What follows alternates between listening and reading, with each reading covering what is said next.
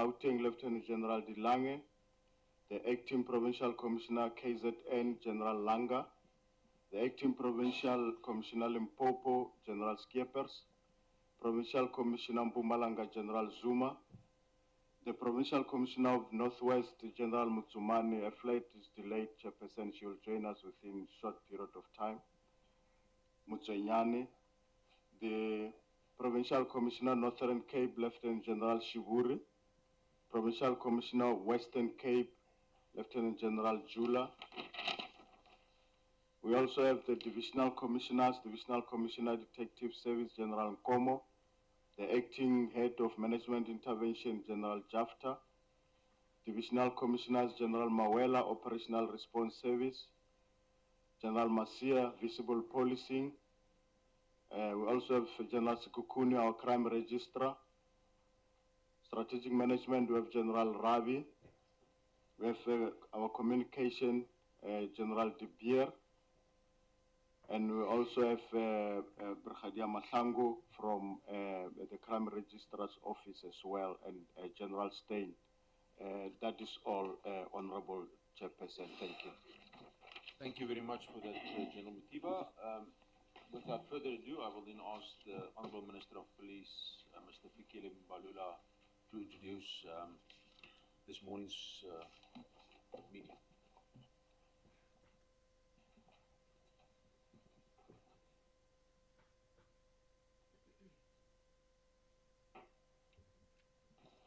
Thank you very much, Chairperson and honorable members. Thank you and good morning. I thought it prudent to use this opportunity of being before you to inform you, for your noting, as previously stated in my statement before the committee, that I shall be amending the South African Police Service Employment Regulations of 2008 to align better with the SAPS Act and accord the necessary authority back to the Executive Authority as the Act intended for employment regulations to be. These amendments are also important for purposes of dealing with issues of abuse of delegated authorities. It has become very clear that SAPS management often lacks understanding of executive and legislature authority. The Constitution demands that SAPS be supervised and controlled by the civilian arm of government. We want to return South African Police Service back in order and away from disorder and waywardness. The amendment regulations will be made available to the committee for your noting by the Secretary of Police. I thank you. Chairperson and honorable members, thank you for the opportunity to present to you the annual crime statistics for 2016-17 period.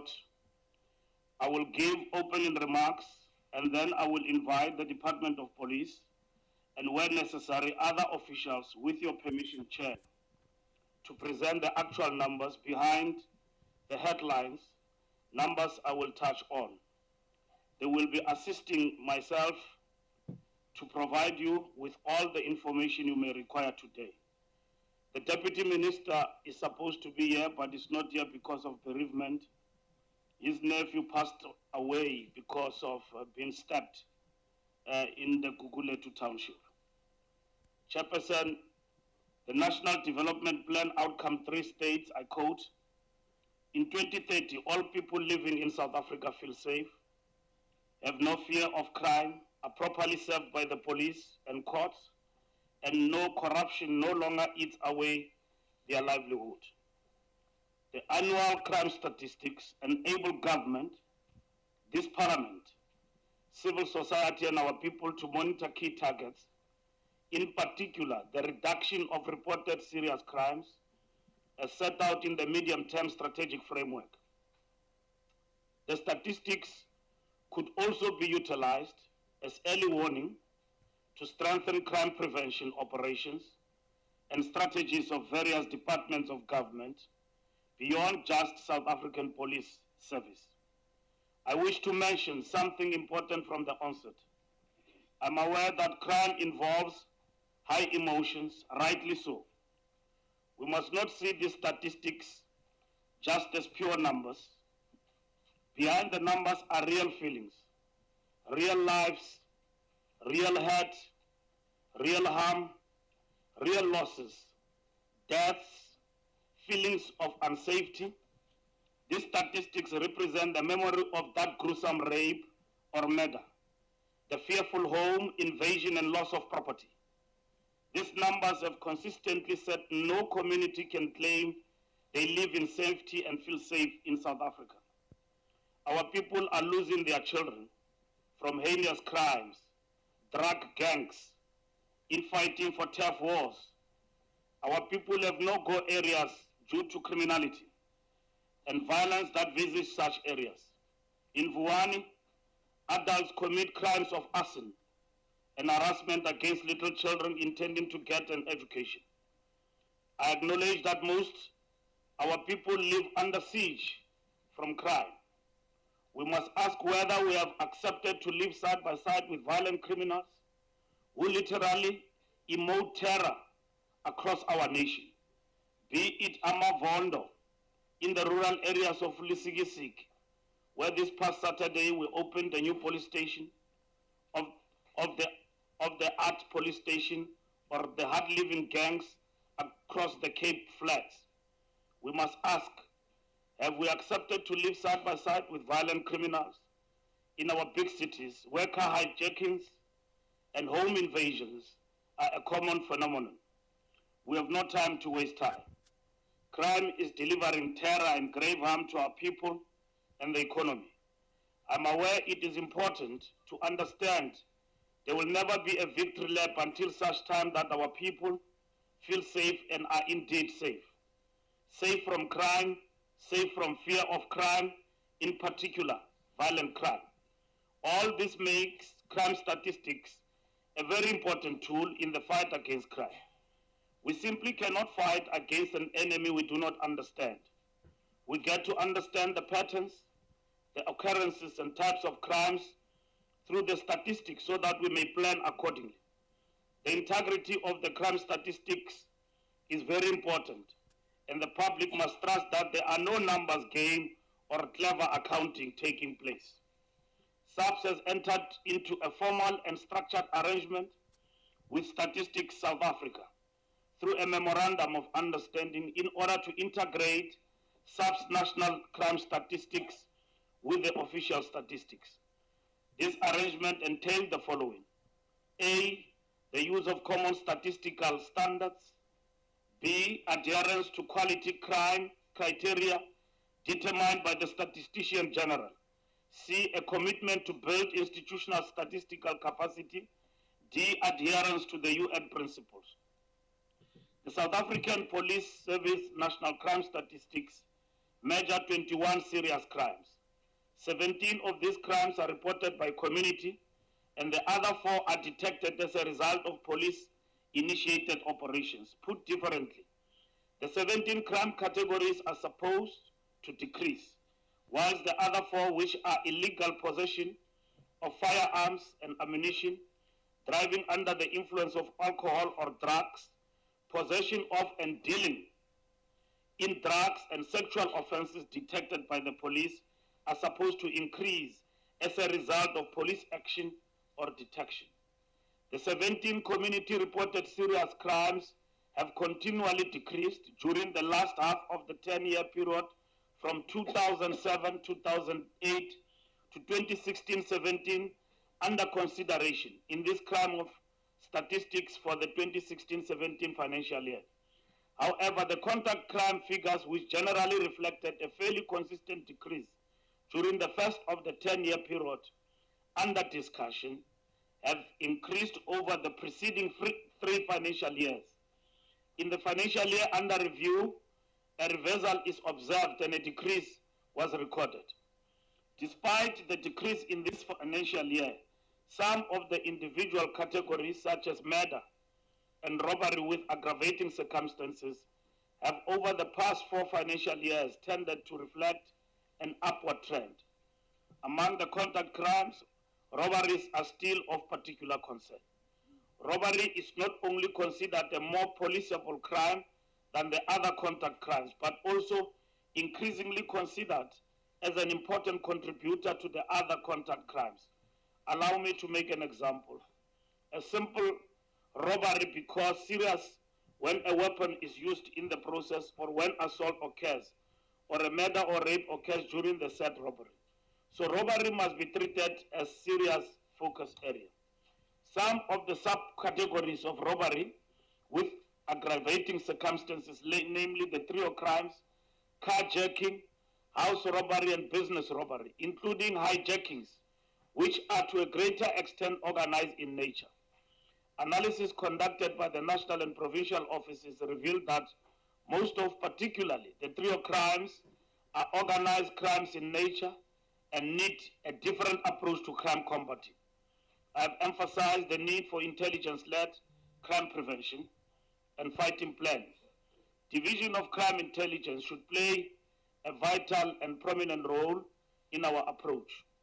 Research has further shown that the majority of contact crimes are social in nature and occur among people who know one another.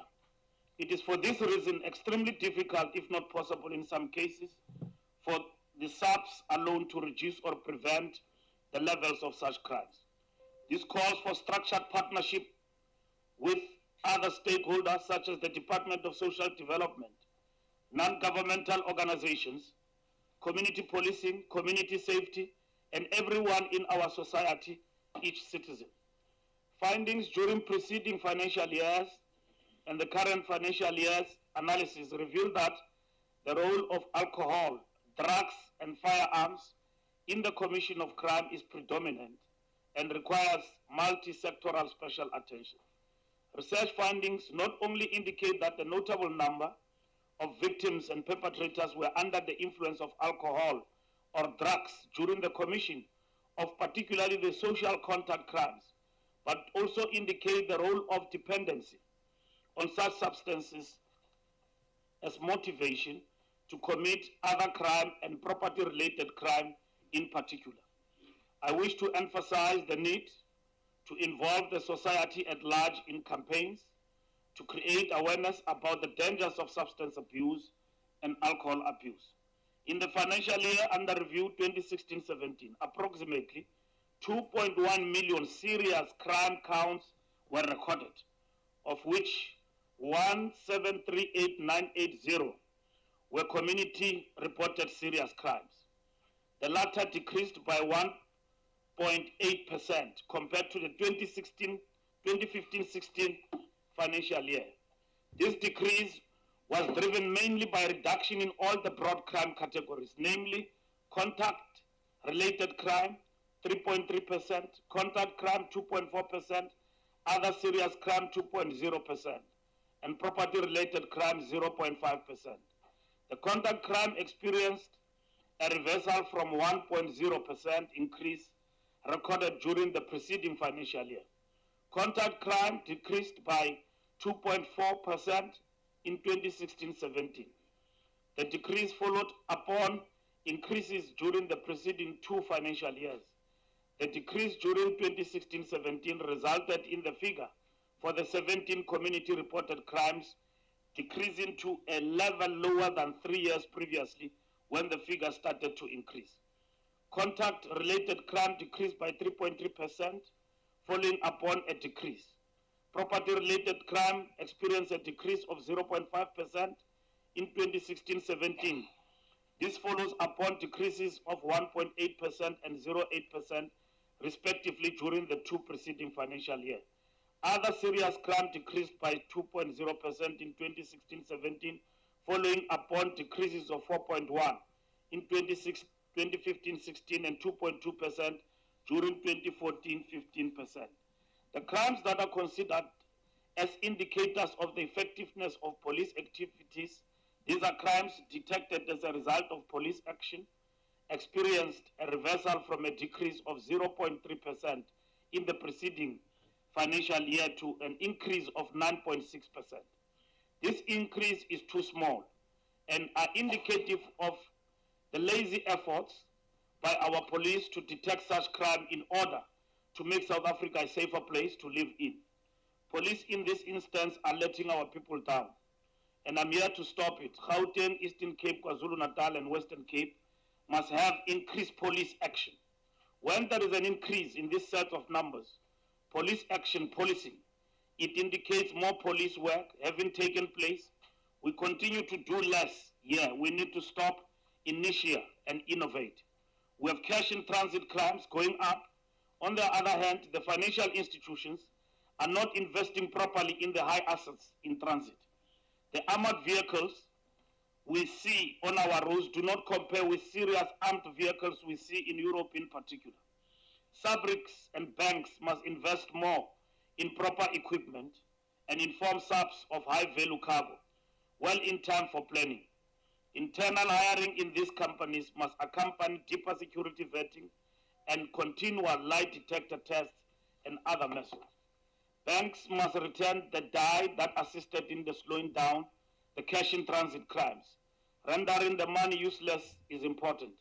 I'm told that banks stop using the orange die because of costs. This is not acceptable. Efforts to deal with the high levels of crime in the country continued to find further expression in several practical initiatives such as Operation Festive Season, Operation Paseka, Operation Fiela, and Operation Coastal Dragon. Successes achieved in this way should not only serve to encourage members of the service in the performance of their duties, but also motivate members of the public to become positively involved in efforts to eradicate crime. I do wish to emphasize the words, the public must be positively involved in efforts to eradicate crime. Honorable members, crime should be addressed by all of us as an issue of national interest and priority.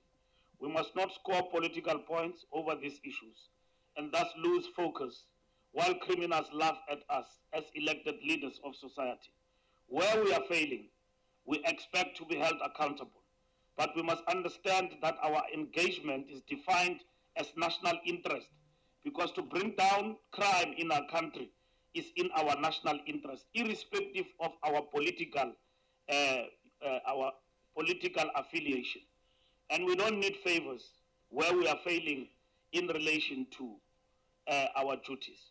Crime knows no race, no creed, no religion, and certainly no social strata. The Deputy Minister Mkongi is not here because he has lost his nephew, Andile, from a knife attack in Khayelitsha. We have ministers in this parliament and ordinary citizens who have buried their own children due to violent crime. We interact and meet many victims and their families. South Africa cannot continue this way. We must ask whether we have accepted to live side by side with violent criminals. Is criminality a South African citizen itself?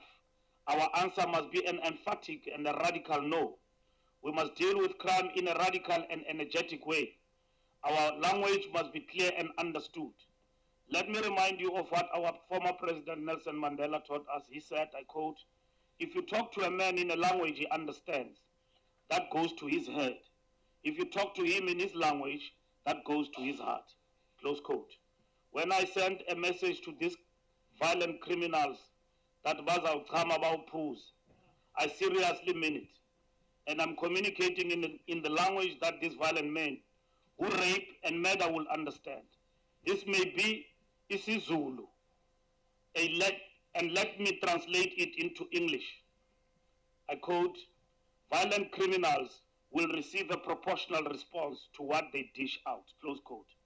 When women marched to the union buildings in 1956 said, "Wathinta abafazi, wathinta imbokodo, you will be crushed," they were communicating in a language that the violent criminal apartheid government will understand. Today, I'm saying to criminal gangs, "Nilibambe lingashoni. We're coming for you. Enough is enough." Honorable members, this is not just talk. We are strengthening our capacity.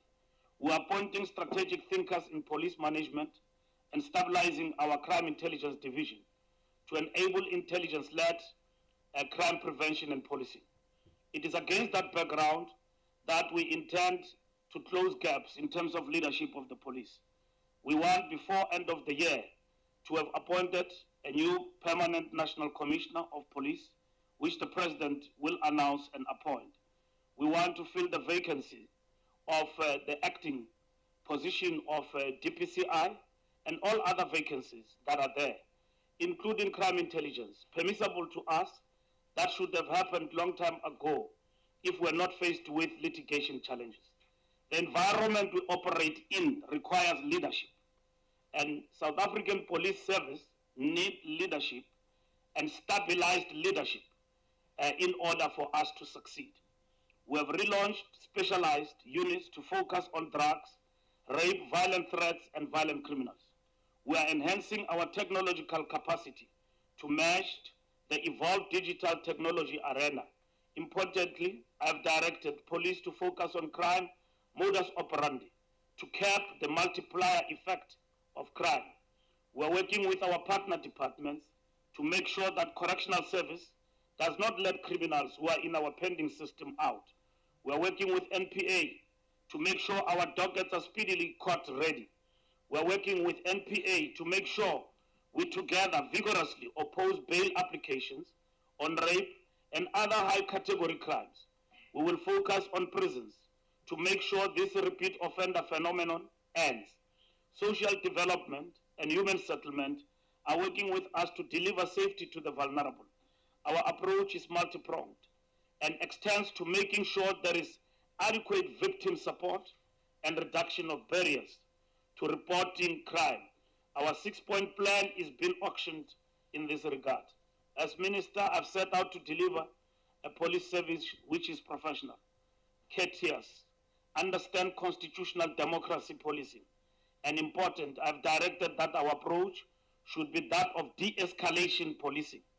Upon getting these statistics, the President has demanded that we stop lamenting about the contributing factors to crime, and he has instructed that we return back to him immediately with a plan and proposals on how we intend dealing with the issue of alcohol abuse, drug abuse, and firearms.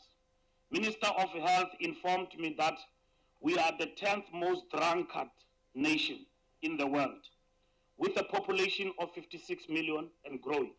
This is a serious worry, and indeed, we locate alcohol in the overwhelming number of crimes and violent crimes.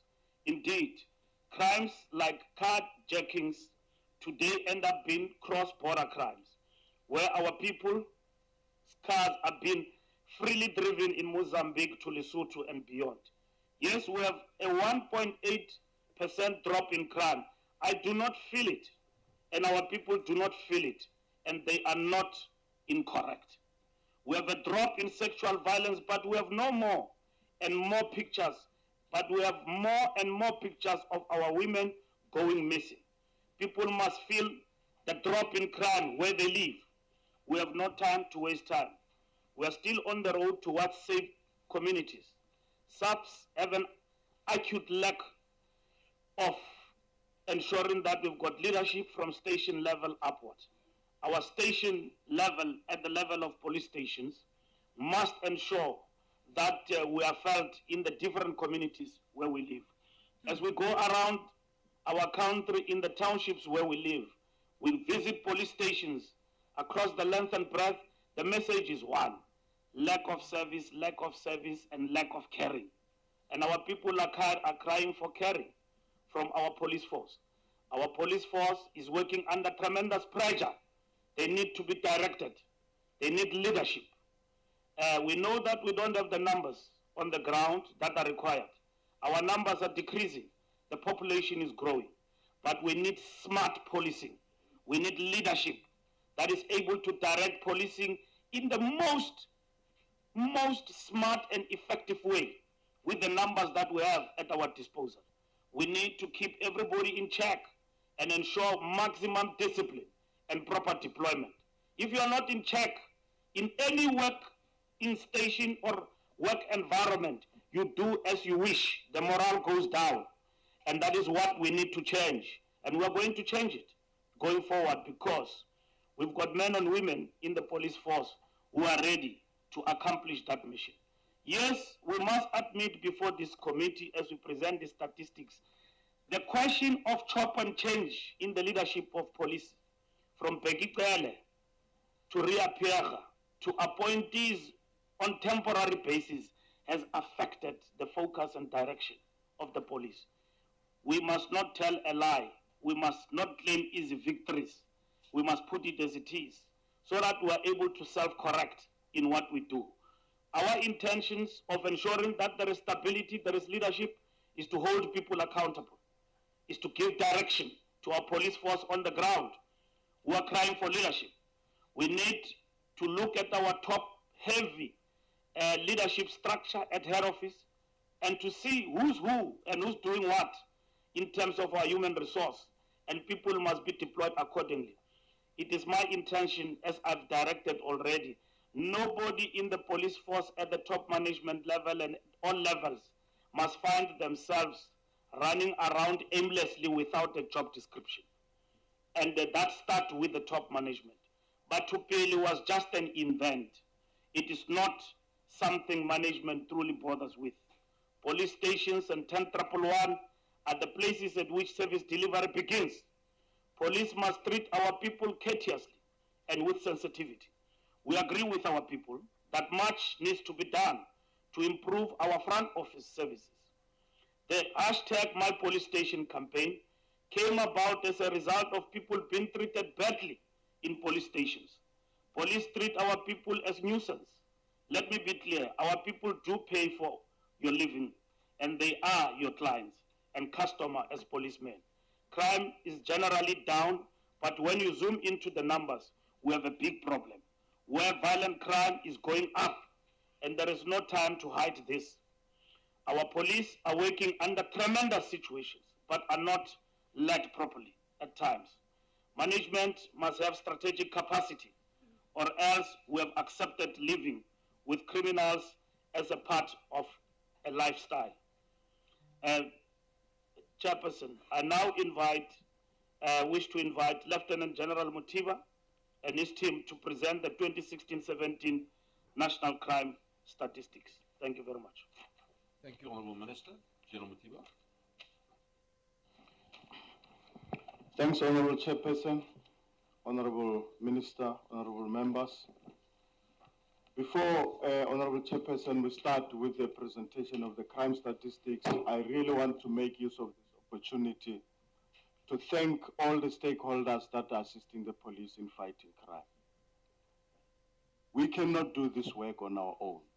I will not mention all the stakeholders, the community out there that are day in, day out working with the police, giving us information, the police community forums at station, cluster, as well as provincial level. These are our lifelong past partners. Honourable Chairperson, we are very much concerned as the police about the violent nature of crime.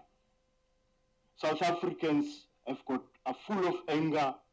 A person is being killed at the wink of an eye for a mere difference. And we really want that there's a debate around this issue, because when there's such big violence, large-scale violence in a country, it is really serious for cause for concern. And I know that the minister has instructed that there be a crime summit to debate these issues, because we can't be dealing with so many murders in a country. We are throwing everything at the criminals, Honourable Chairperson. The fight against crime is going on every second, every minute. And I also want to thank our provincial commissioners, our head office management, deputy national commissioners, our cluster commanders, station commanders, each and every member. Honourable Chairperson, some of the committee members, including yourself, were there at the police commemoration day, where we were remembering those members that were killed in the line of duty. And this is a good demonstration that we are throwing everything at the criminals. And in the process, some of our members end up being killed by the criminals. And we want to thank all the members for all their efforts. The minister has touched on this, but the decrease in police numbers is serious cause for concern, because we are building new police stations, and these police stations can't be adequately capacitated. And I know that the minister is working on that, but we want to also to request the committee led by yourself, Honourable Chairperson, to assist us, because this is not the time to reduce the numbers of the police. Without wasting any time, Honorable Chairperson, I'm handing back to you to request that Major General Sikukuni present the crime stats. I thank you. Thank you to the Acting National Commissioner, General Sikukuni. You're welcome.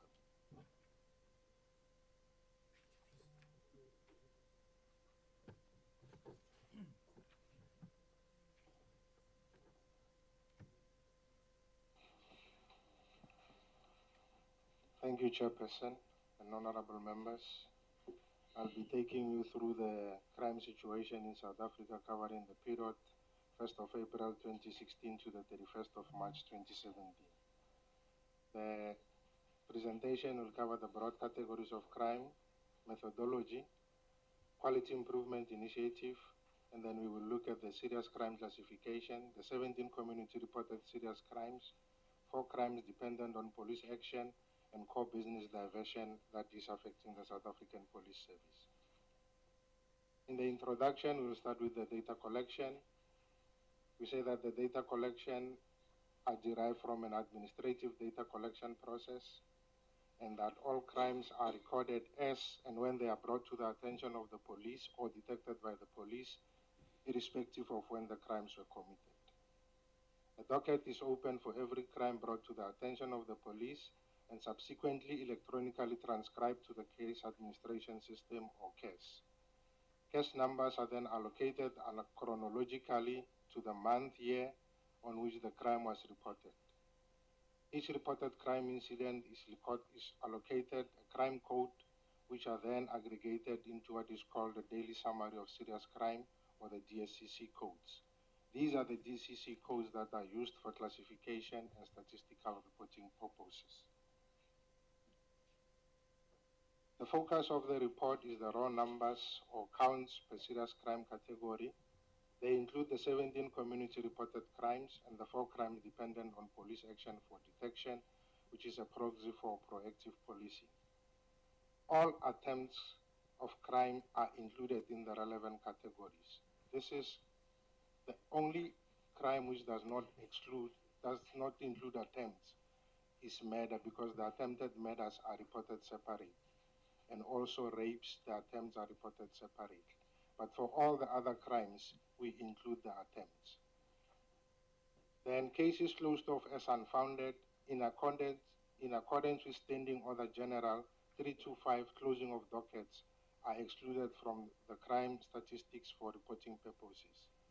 A case is closed off as unfounded when, upon the availability of additional investigation, reveals that no crime has been committed or there were no elements of crime in that particular instance. These cases do not form part of the crime statistics, but they are removed and kept separately for auditing purposes. The annual report also provides percentage change for every crime category.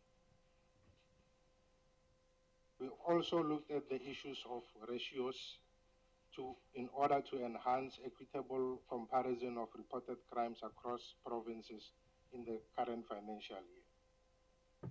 The computation of ratios will only cover contact crimes, that is, where the target is a person.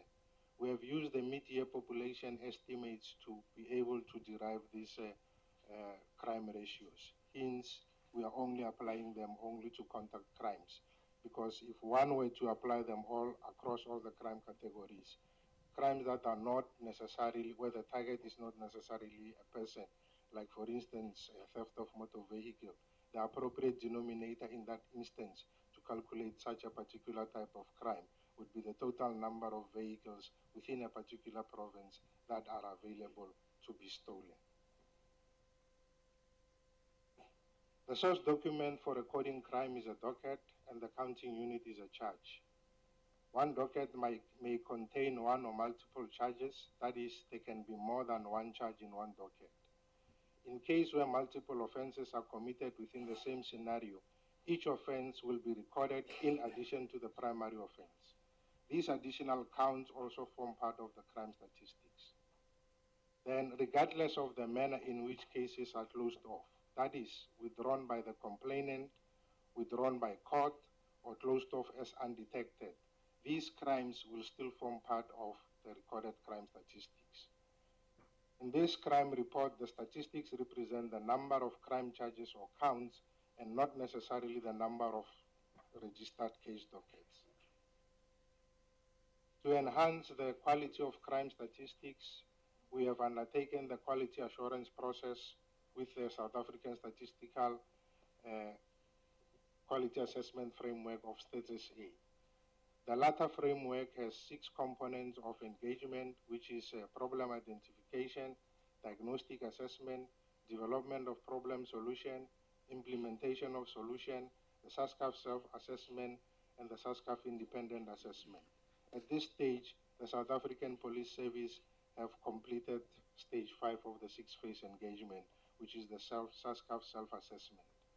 The current crime statistics have complied fully with the 4 components of the framework, and we have currently reached the stage of self-assessment. In the previous 2 releases, the clearance committee, which was convened by the Statistician General, assessed the publication for quality.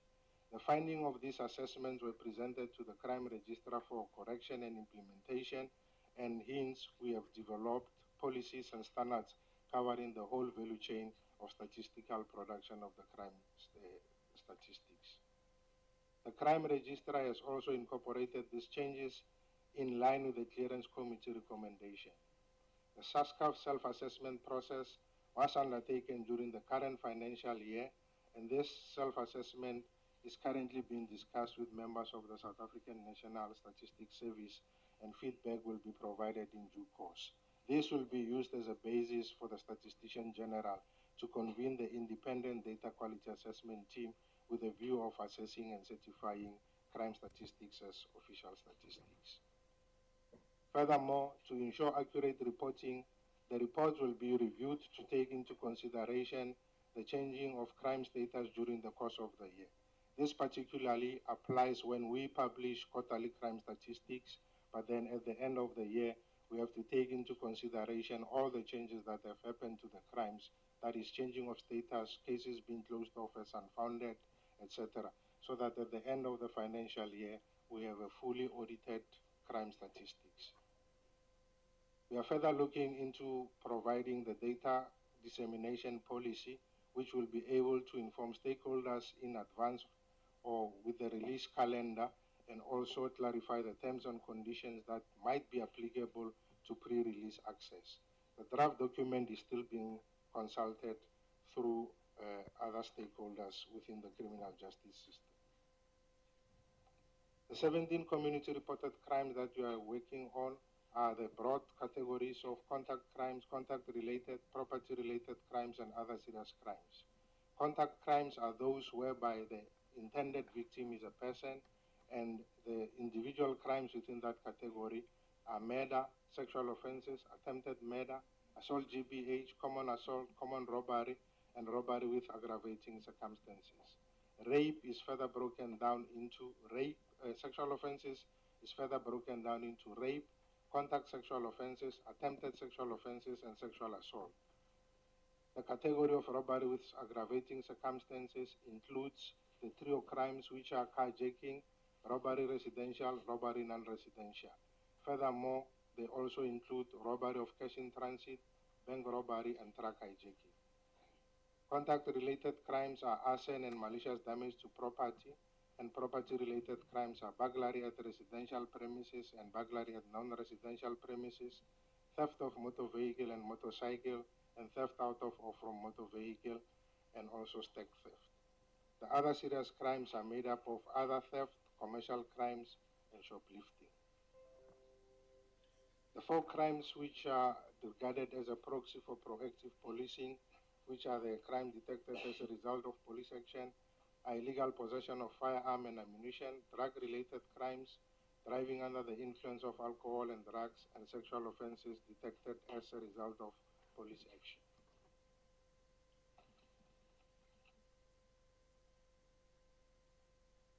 I will now go into the breakdown of these crimes that we have given the broad overview. In the current financial year, the South African Police Service have reported 2 million.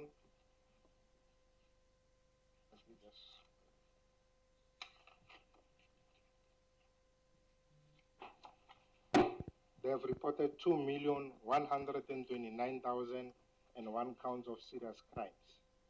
Of these 2,129,001 counts, 81.7%, or 1,738,900 were the community-reported serious crime.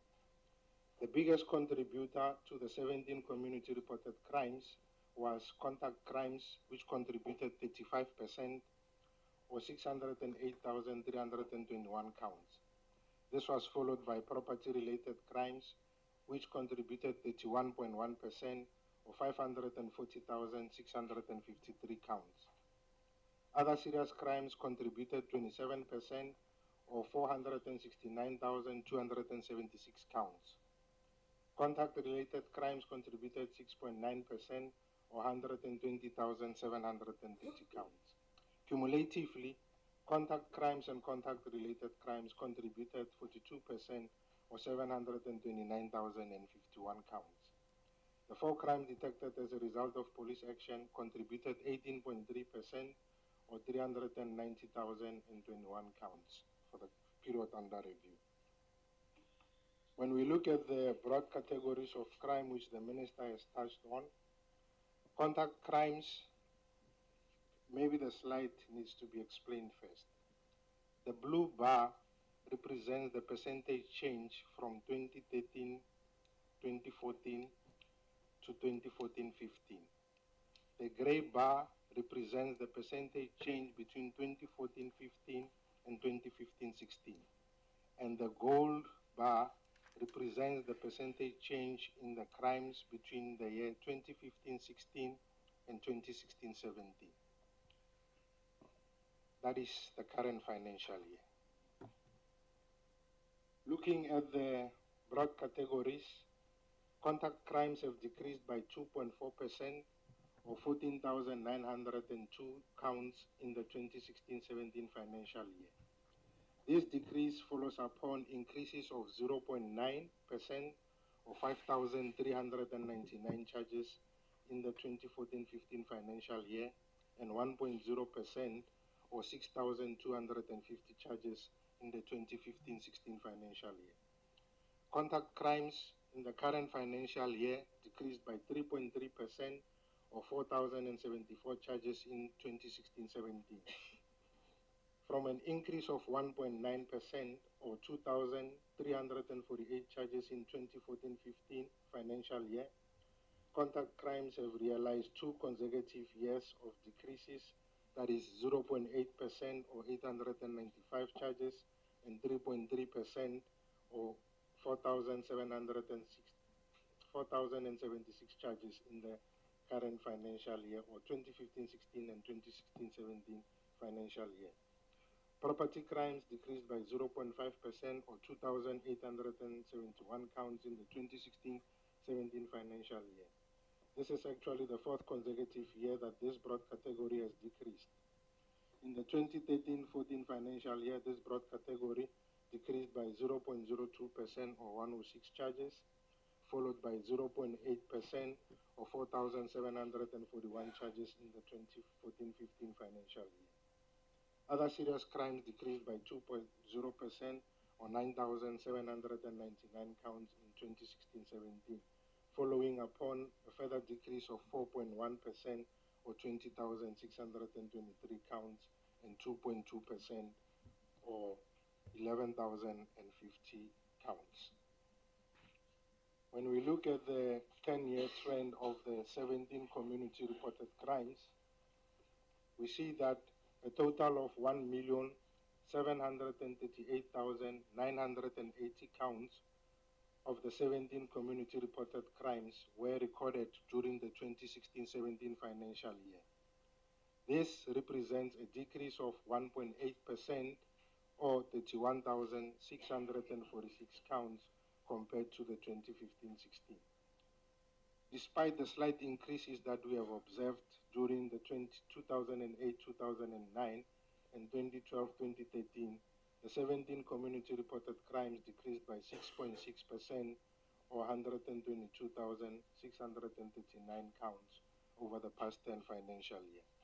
Chair, At this stage, I would like to emphasize the fact that in some instances, it is always advisable that when you draw your graphs, the axis should cut at the zero. But unfortunately, in this instance, when you do that and your axis cut at zero, the lines flattens out and it inhibits you from seeing the trend that has been observed over the past 10 years. Hence, we have decided to cut down the graph as it has been presented. Now, when we look at the provincial breakdown in terms of the 17 community reported crimes, what we observe here is that 6 of the 9 provinces recorded decreases in the 17 community reported crimes.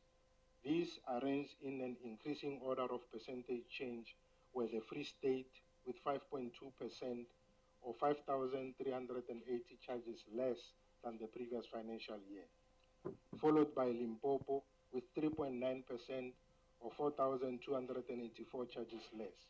Western Cape was at number 3 at 3.5% or 13,258 charges less, and then Gauteng with 0.8% or 4,293 charges less compared to the previous financial year.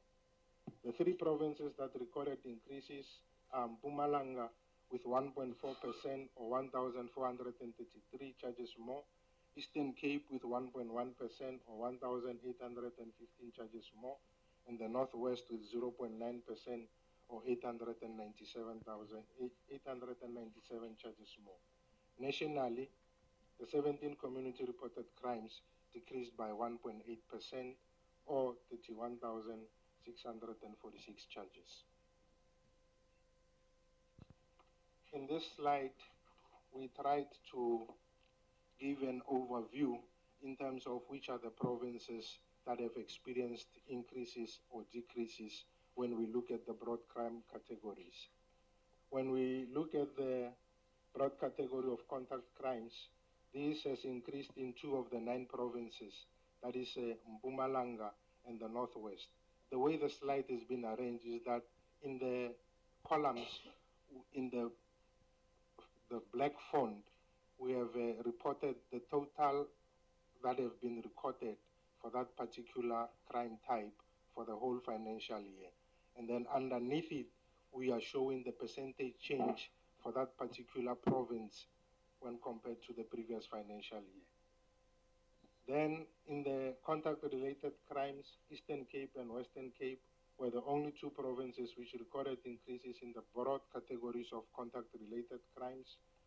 Property-related crimes increased in the Eastern Cape, Gauteng, Mpumalanga, Northern Cape, and the Northwest Province. Other serious crimes increased in the Eastern Cape, Limpopo, Mpumalanga Province. Then the 17 community reported crimes decreased in 6 of the 9 provinces. Now, when we go down into the crime types that makes up the contact crimes.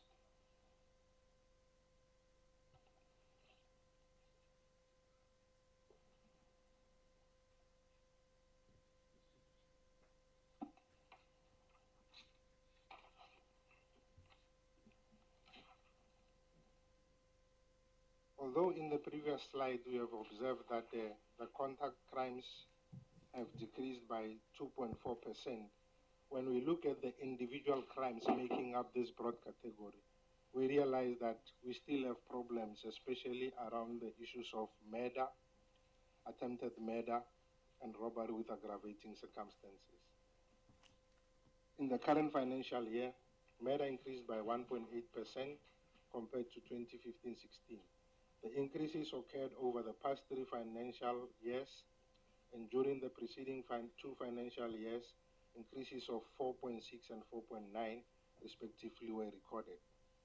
Sexual offenses decreased by 4.3% in 2016-17, following upon decreases of 3.2 and 5.4% recorded during the 2 previous financial years. Attempted murder increased by 0.4% in 2016-17. This increase follows upon other increases of 3.4% and 3.2% observed during the two preceding financial years. Assault GBH decreased by 6.7% in the 2016-17 financial year, following upon increases of 0.2 and 0.1 in the 2015-2016 financial year.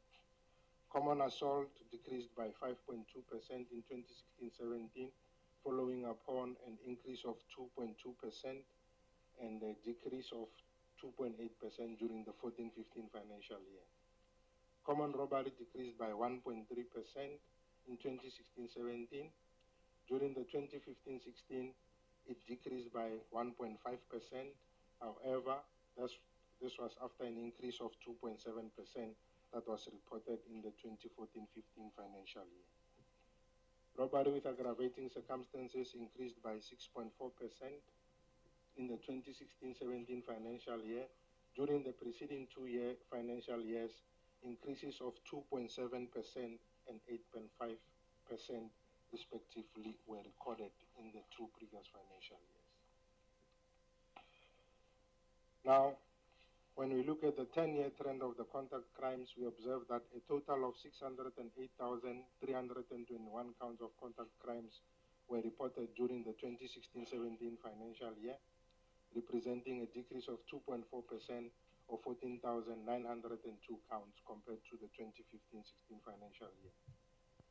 Contact crimes fluctuated between increases and decreases over the past 10 years, but decreased by 11.4% or 77,973 counts between 2007, 2008, and 2016-17 financial year.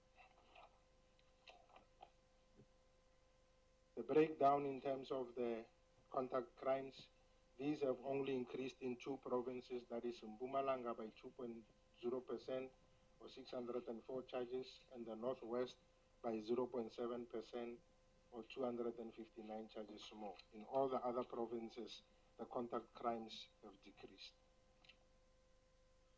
Then this also shows the breakdown in terms of the provinces that have recorded decreases or increases in the broad categories of contact crimes. What is worth noting here is that murder has increased in 4 of the 9 provinces. Attempted murder has increased in 3 of the 9 provinces. Sexual offenses have increased in 2 of these provinces. Assault GBH has reduced in all the 9 provinces. Common assault, only 2 provinces experienced increases, and robbery aggravating, unfortunately, has increased across all the 9 provinces. Common robbery has increased in 5 of the 9 provinces. Now, in this slide, Chair, what we have done is we've shown the actual number of murders reported to the police over a 10-year period, together with the murder ratio per 100,000 of the population over the same period. General, just a moment. I just want to know, you used the baseline, the 2011 census? We use the current numbers that have been provided by statistics. Okay, so that's 2016? Yes.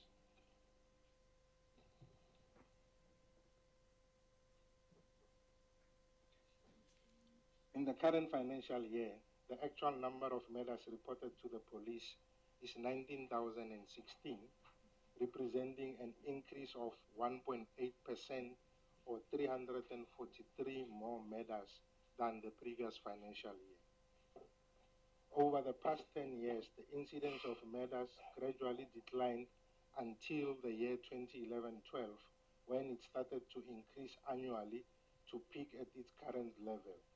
The percentage change between 2011-12 and 2016-17 actually is 22.3% or 3,462 more murders. A comparison of the figures for 2007-8, 2016-17 reveal that the murders have increased by 3.3% or 616 counts over the 10-year period. The axis that we have used to represent the actual number of murders is the left axis, which is written actual murders, and then the axis that we have used to represent the percentage changes are on the right-hand side. So The 0 to 40 is the scale that we have used to show the percentage change per 100,000 population, and the raw numbers or the actual numbers are on the left-hand side. When one takes into consideration the population numbers, one is almost tempted to come to the conclusion that the murder per 100,000 of the population remained almost unchanged at 34.1 per 100,000 in the preceding financial year to 34.1 in the current financial year. Over the 10-year period, the ratio per 100,000 decreased by 36.7% decreased from 36.7% in 2007-2008 to 34.1 per 100,000 in the 2016-17 financial year. We did not compute the percentage changes on the ratios because that is statistically unacceptable to calculate the percentage change over a rate.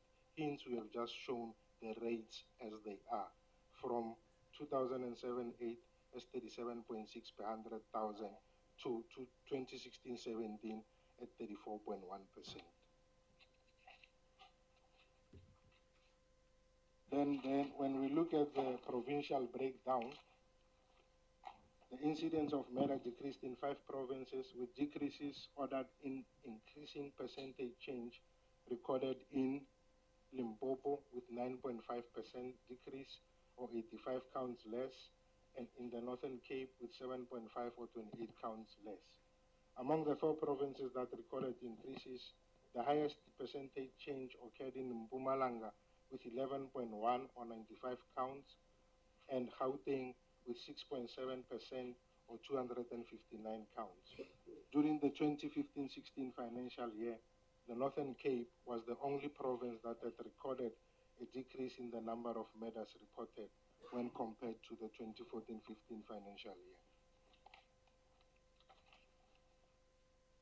We also ordered, in terms of the population per 100,000 for the murders. The graph represents an increasing order of the murder per 100,000 per province. And the reason for ordering the murder per 100,000 is that different provinces have different numbers of people, and the raw numbers or actual numbers in many instances simply reflect the total number of potential victims within that particular province. Hence, the murder per 100,000 standardizes the murder rate so that equal proportions of the population can be compared across all provinces. Taking this approach reflects that Limpopo is relatively the most safe province per 100,000 population when considering the crime of murder, at 14.2 per 100,000 being victims of the crime of murder. The Northern Cape province and Gauteng are almost the same per 100,000 at 28.6 and 29.3 per 100,000 respectively. However, the Northern Cape showed a decline in the number of people murdered per 100,000 from 31.3 in 2015-16 to 28.6 in the 2016 financial year. The Eastern Cape province recorded the highest per 100,000 population at 55.9 per 100,000.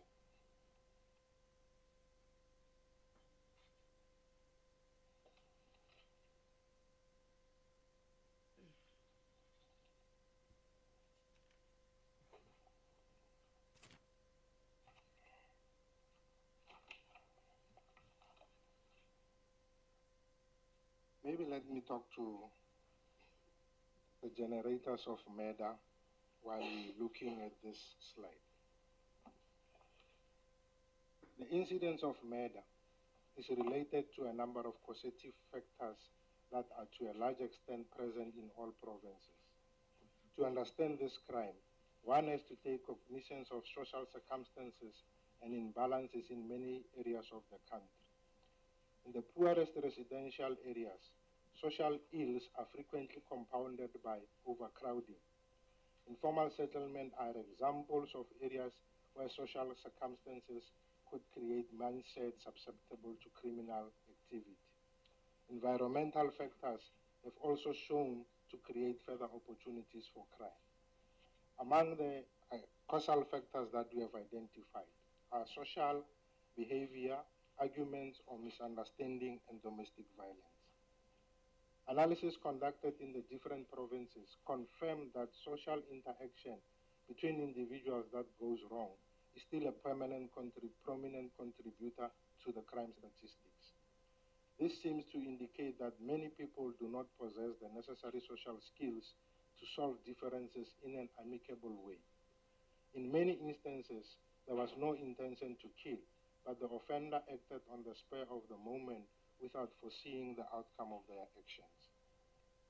An analysis of a sample of murder cases reported in the Western Cape during the period April to September 2016 revealed that 30.2% of these murders resulted from one or other form of argument over a variety of issues, of which 17.8 was a contribution from murders reported as resulting from arguments or misunderstanding, 3.8% from domestic violence, and 2.2% as a result of revenge or retaliation.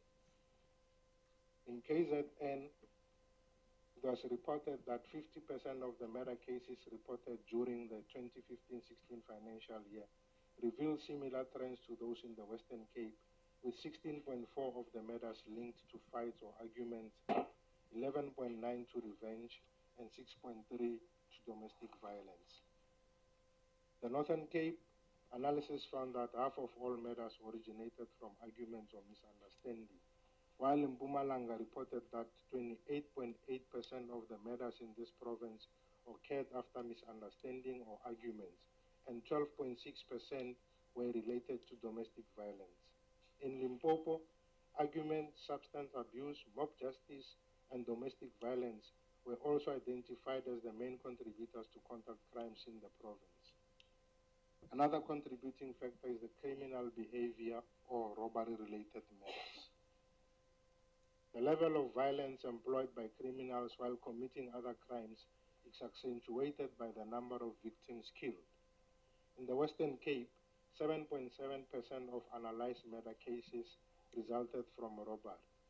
The corresponding figures for KZN were 13.9% of the murders resulting from robbery, and the Northern Cape 7.9%, and Gauteng was 15.0%.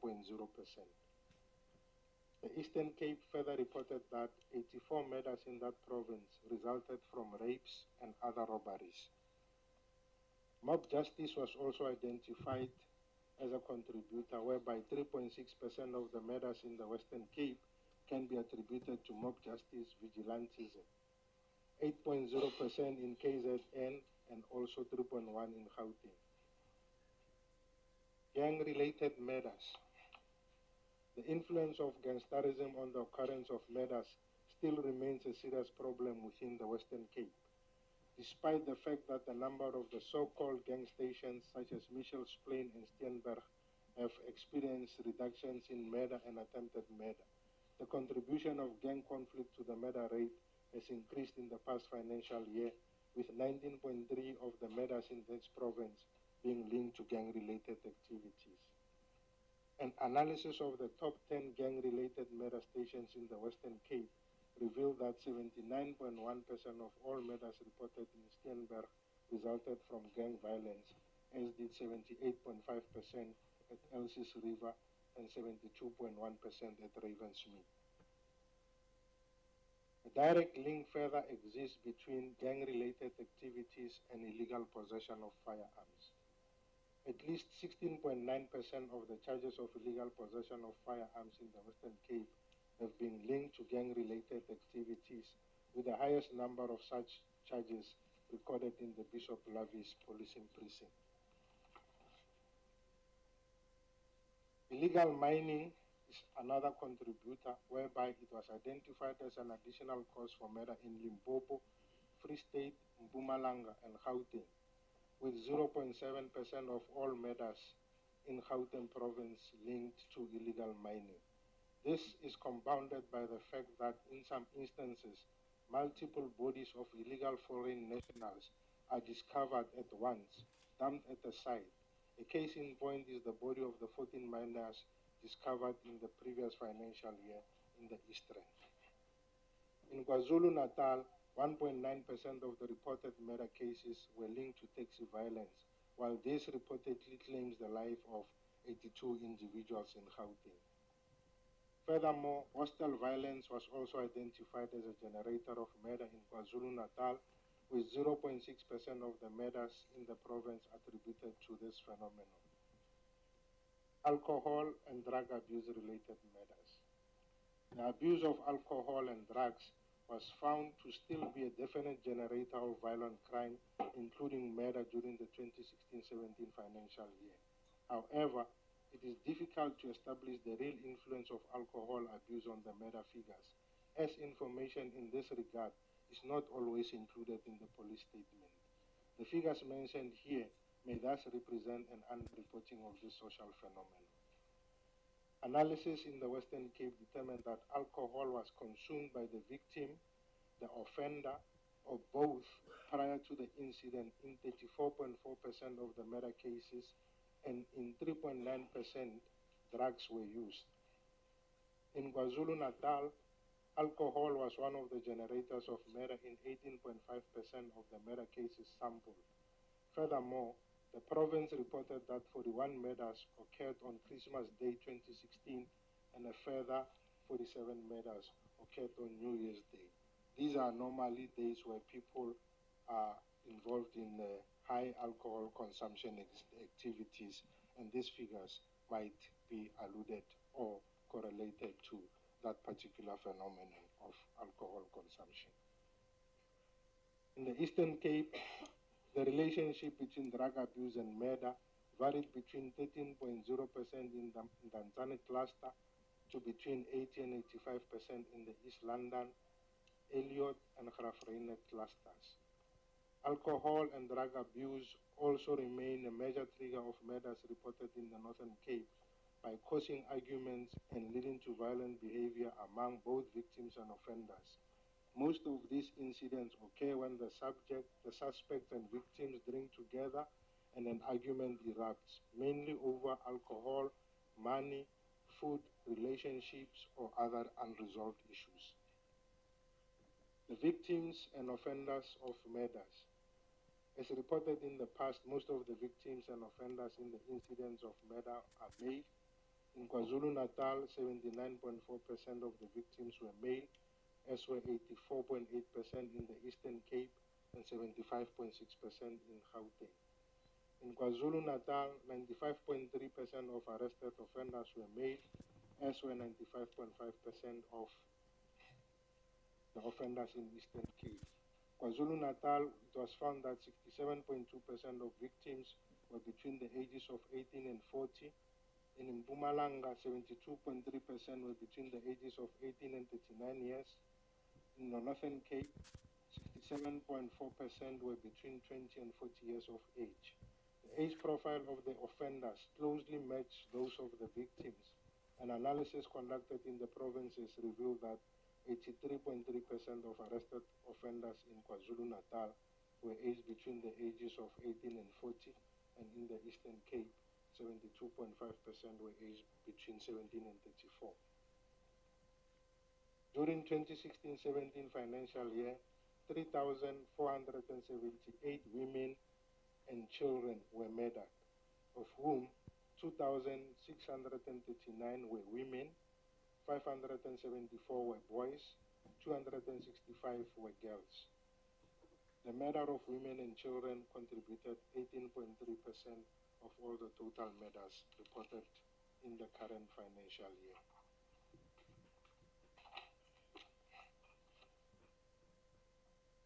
The provinces that have reported the highest number of murders was the Northwest and the Mpumalanga. The highest number of murders were reported in the provinces of the Western Cape and the Northern Cape.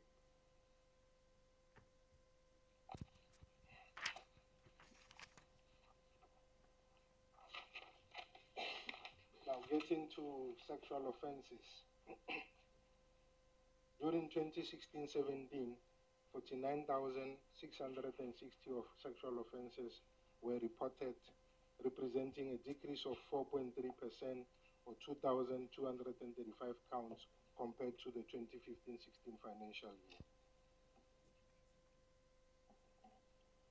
Despite significant increases during 2008-2009, which may possibly be linked to the implementation of the criminal law, the incidence of sexual offenses decreased by 20.5% or 12,824 counts over the past 10 financial years. No conclusive evidence can be attributed to the observed trends pertaining to sexual offenses.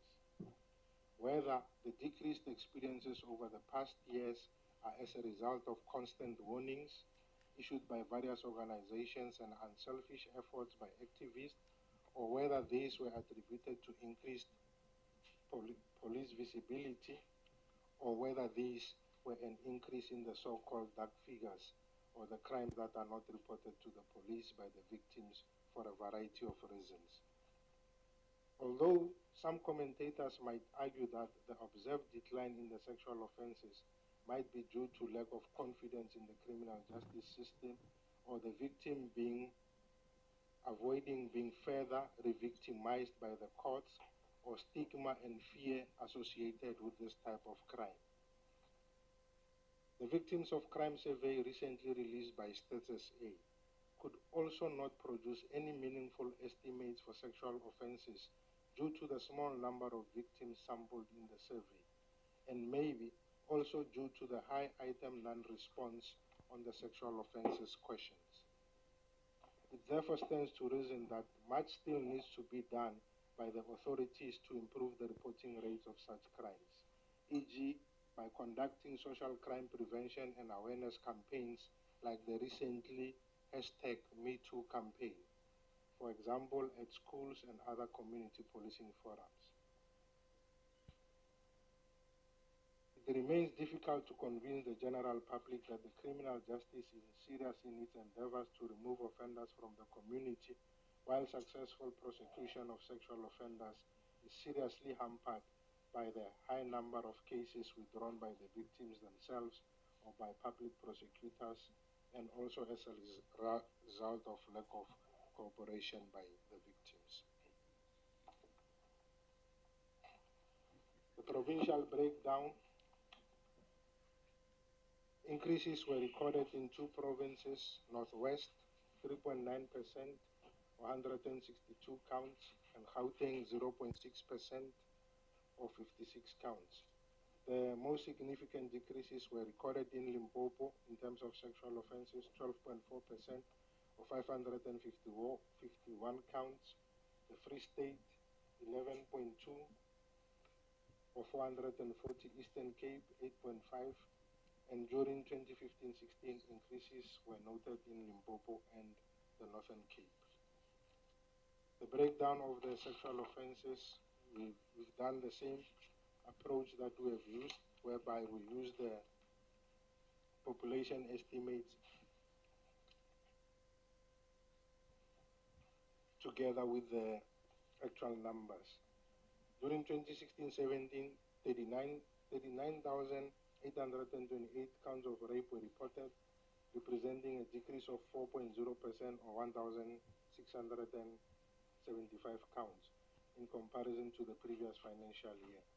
Despite some fluctuations in the trend over the past 9 years, the number of reported cases decreased by 14.6%. A national sample of 344 cases of rape registered during the period 1 April to 31 September at the top 30 contributing stations revealed that 98.9% of the victims were female and 1.1% were male. A third of these 1.1% of males referred to male-on-male rapes that took place in places of incarceration. Young people are most at risk of being raped, and 49.6% of the victims whose age could be established were aged between the ages of 19 and young. A total of 9.1% of the victims were 9 years and younger, and The age profile of the offenders differs from the profile of the victim, with a large number of offenders, that is 41.1%, aged between the ages of 20 and 29, followed by 22.7%, whose ages were between 30 and 39 years. 24.7% of the victims had consumed alcohol and 6.9% had consumed drugs before being raped. Of the arrested offenders, 50% had consumed alcohol and 11.1% had used drugs prior to committing the rape. The most common places where rapes occurred was at the offender's residence in 37.2%, followed by open areas such as on the streets, in bushy areas, open spaces, sports ground contributed 26.5%, and the victim's own residence 15.5%. These findings also correspond to information collected in Limpopo, where the most prominent place where the victims were raped were at the offender's residence, with victims 40 years and older most frequently being raped at their own residence. In 60.5% of the cases, the offender's initial approach to gain control over the victim was to physically overpower the latter, followed by asking or offering assistance in 16.0%, and in 4.4% of the cases, the victim was raped during the commission of another crime, such as robbery. A comparison between the relationship between the victim and the offender and the place where the rape took place revealed that rapes committed by strangers were most frequently committed in public places, such as on the streets or in open spaces.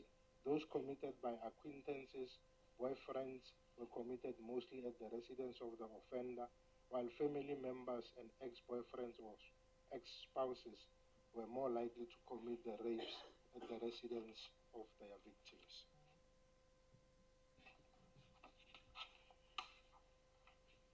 Then when you look at the population breakdown in terms of the rape per 100,000, Gauteng can be considered to be the relatively safer province, having recorded 55 rapes per 100,000 of the population.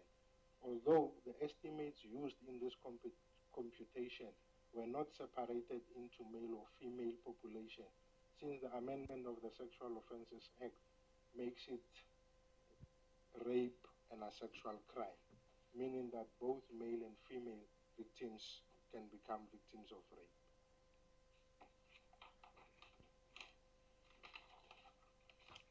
Sexual assault, we have recorded 6,271 counts of sexual assaults during 2016-17, an increase of 0.9% or 59 counts compared to 2015-16. Over the past 9 years, the incidence of sexual assault decreased by 1.9% or 125 charges less.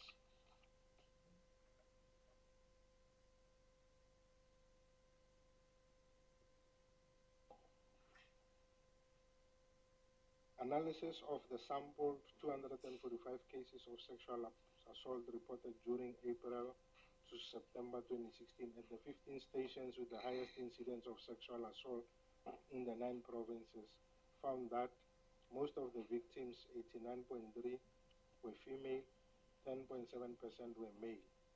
Only 1.5% of the victims, of the offenders, were female, and 98.5% were male. The majority of the victims, that is 83.8%, were found to be 29 years of age or younger. It was also established that more than half of the victims were pupils or students. Among the 85.7 offenders known to their victims, 40.1 were acquaintances, 21.4 were family members, excluding parents or guardians, co-pupils, or sports teammates in 9.5% of the cases, and parents or guardians in 8.7%, and family friends in 8.3% of the cases.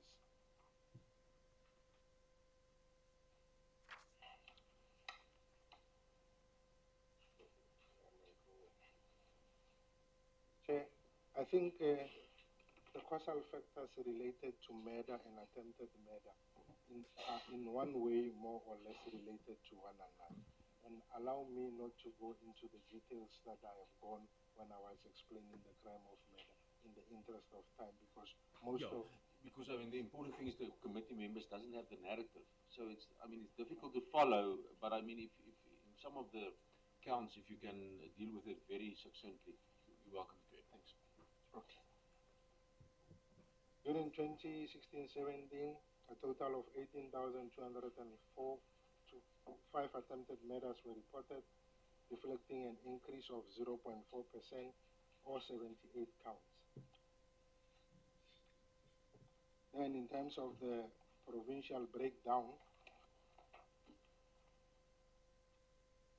increases were recorded in Mpumalanga, that is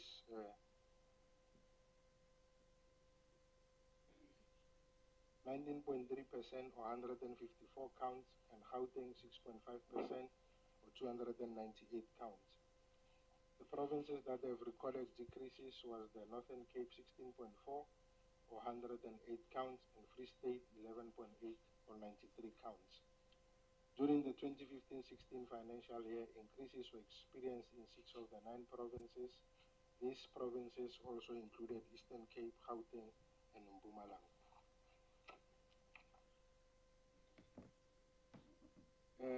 Western Cape, most of the causes were gang-related.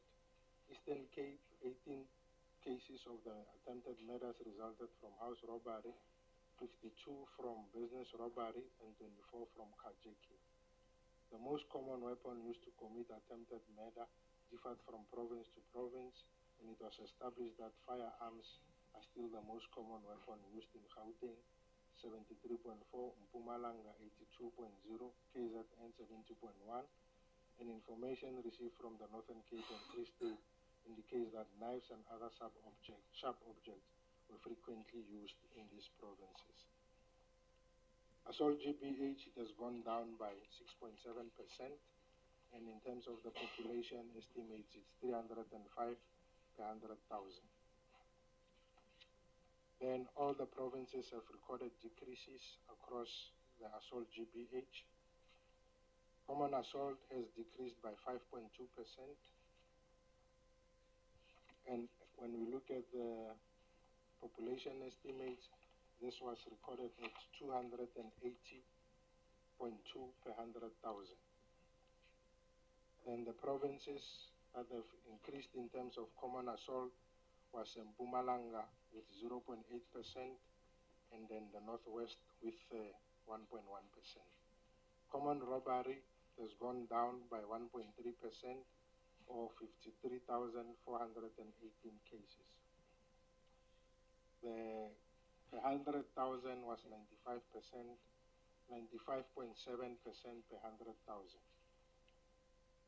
Then the provinces that have recorded increases in common robbery was the Eastern Cape, Western Cape, Northwest, Mpumalanga, and the Northern Cape.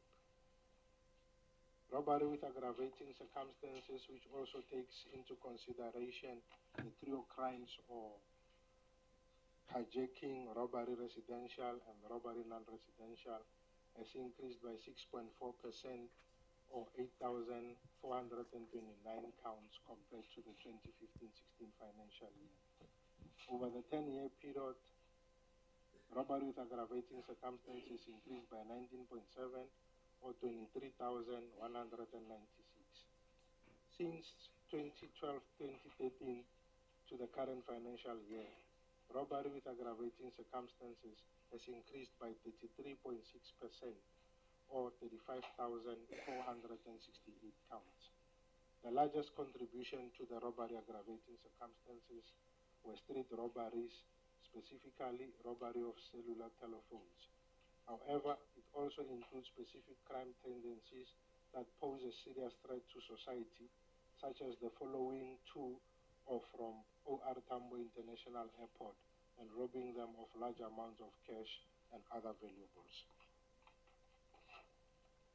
This robbery with aggravating circumstances has increased across all the 9 provinces, with the highest percentage change increase in Mpumalanga, or 11.8%. The subcategories of the robbery with aggravating circumstances, which are your trio crimes, have all increased across the 3-year period under review. In 2014-15, carjacking has increased by 14.2%. The next financial year, it has increased by 14.3%, and in the current financial year, carjacking has increased by 14.5%.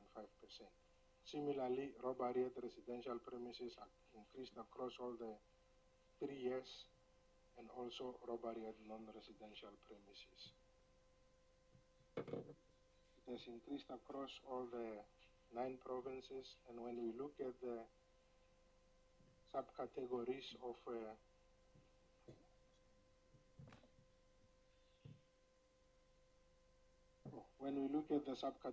carjacking, we have currently recorded 16,717 counts of carjacking in the current financial year, resulting in an increase of 14.5%, or 2,115 counts compared to the previous financial year.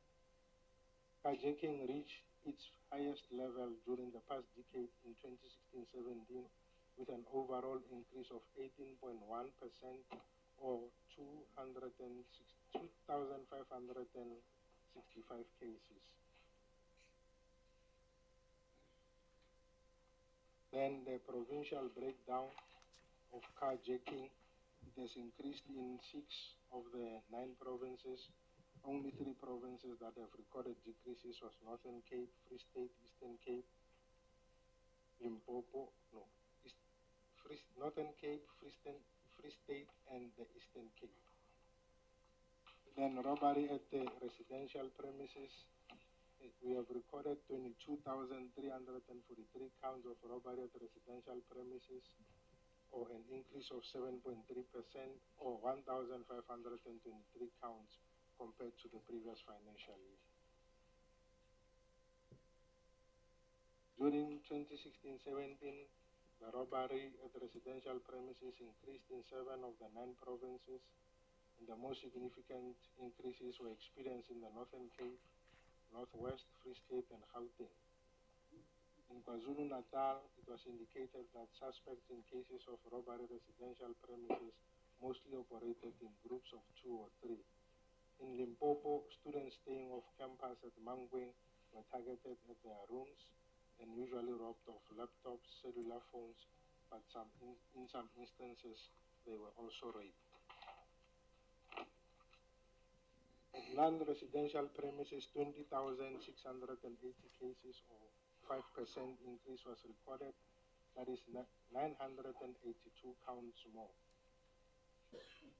In the Western Cape, it was indicated that formal businesses that are most frequently targeted during robbery range in order of preference from convenience stores, supermarkets, clothing stores, restaurants, or fast food. Gauteng also revealed over and above the similar picture that lodges, schools, and offices were also frequently targeted. In the Eastern Cape, the vulnerability of post offices in predominantly rural areas posed an additional concern. Robbery at non-residential has increased in 7 of the 9 provinces and decreased in the Western Cape and Mpumalanga. This basically gives an overview of the trio crimes, whereby they have increased in 7 provinces. Robbery residential has also increased in 7 provinces, robbery non-residential in 7 provinces, and trio crimes have only reduced in 1 province. Truck hijacking has gone down by 0.1%, where we have recorded 1,183 cases. In Mpumalanga, it was reported that most of the incidents in the provinces were perpetrated along national routes or feeder routes such as N4, N12, R35, and R23, and N3. And the provinces that have recorded decreases was the Free State with 36,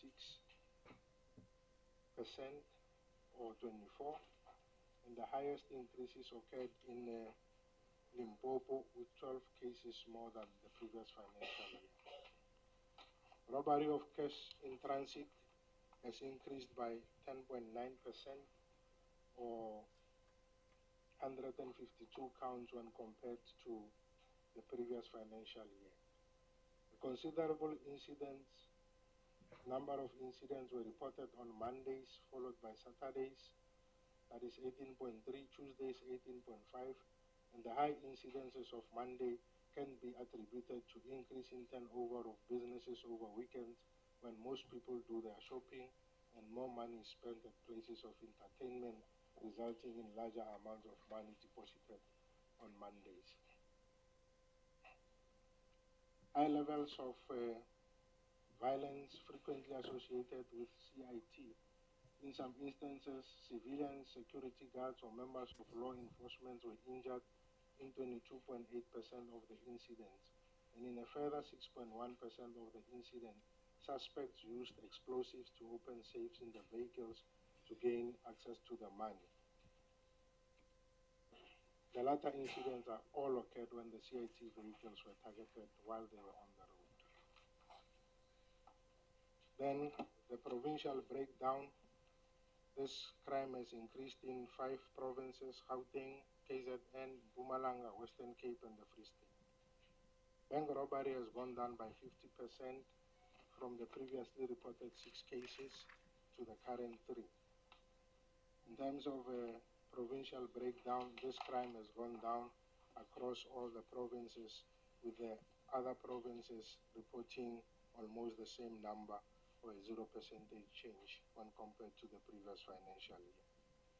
Contact-related crimes, I'll just simply touch the highlights. It has decreased by 3.3% from 124,804 to 120,730, representing a decrease of 3.3% or 4,074 cases. Arson has decreased across all the financial year. Malicious damage to property increased only in the 14-15 financial year. 15-16 and 16-17 have all recorded decreases. And this shows a provincial breakdown in terms of which provinces are affected by the contact-related crimes. Arson has increased in only 2 provinces.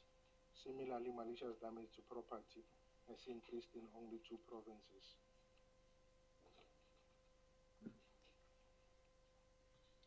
Then, because this has been summarized in the previous slide, I'll skip over to property-related crimes. Property-related crimes decreased by 0.5%, or a total of 540,653 counts were recorded in the current financial year, representing a decrease of 0.5% or 2,871 counts. Among the property-related crimes that have increased, it's only burglary at non-residential premises and also stock theft. The rest of the property-related crimes have decreased. Current financial year, burglary at non-residential has increased by 0.8%, and stock theft has increased by 8.8%. Highlights on the property-related crimes. Provinces that have recorded increases. The Eastern Cape have recorded increases in terms of burglary non-residential. Gauteng has recorded a 4.6% reduction in burglary non-residential. Mpumalanga 2.4%, Northern Cape 9.1%, and the Western Cape by 13.7%. Burglary at residential premises has increased in the Eastern Cape, Mpumalanga, the Northern Cape, and the Northwest. Similarly, theft of motor vehicle increased in only 2 provinces, theft out of a motor vehicle in 3 provinces, and stock theft has unfortunately increased across all the 9 provinces.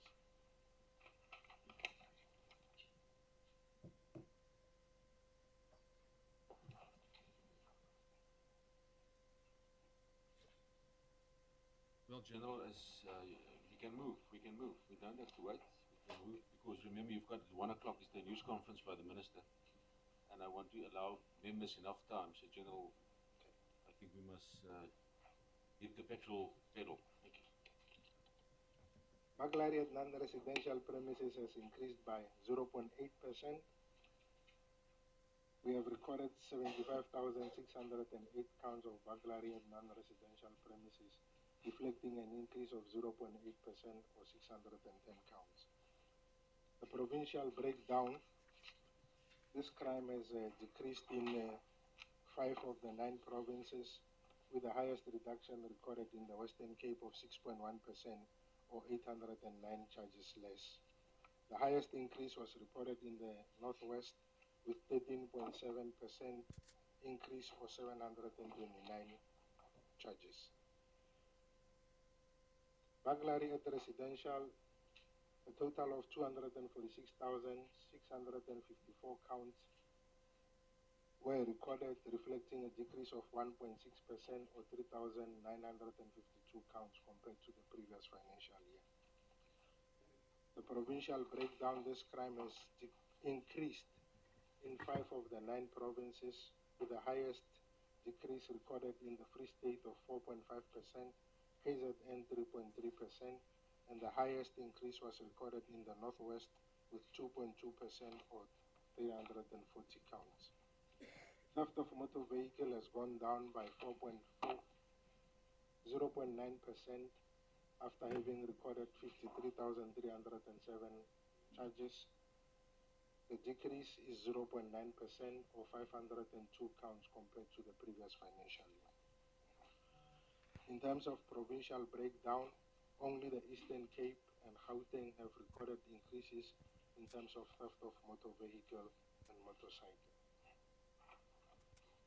Theft out of or from motor vehicle, we've recorded 138,172 counts of theft out of or from motor vehicle were reported nationally, reflecting a decrease of 0.9% or 1,214 counts compared to the previous financial year.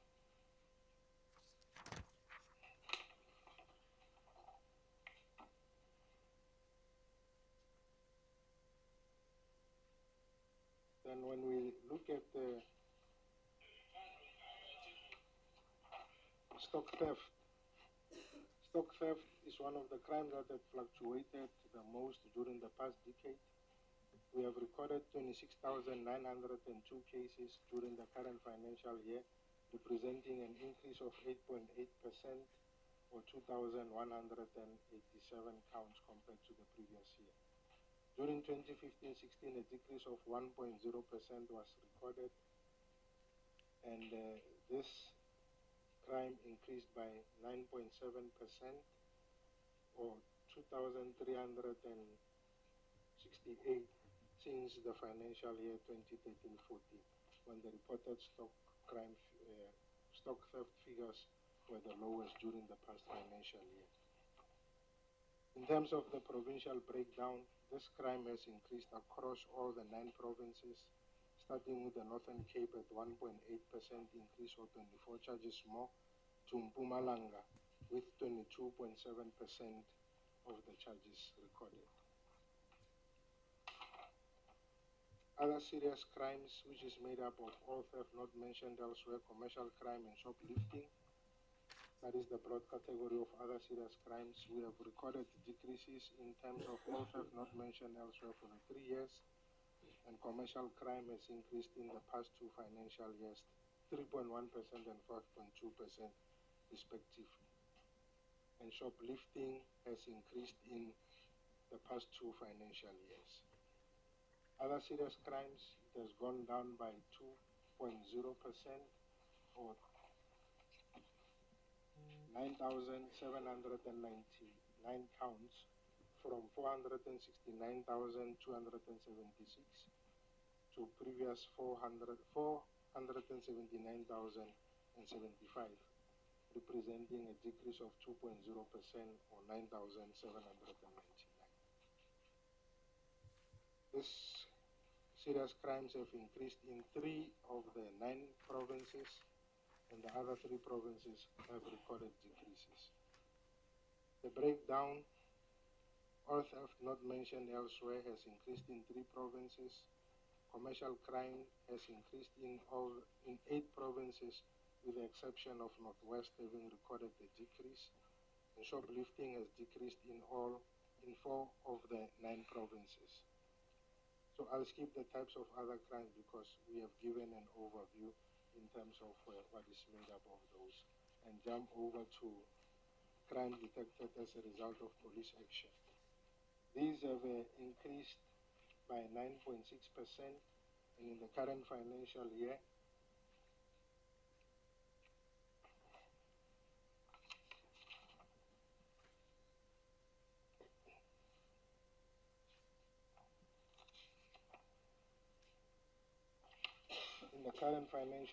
we have reported 34,094 counts.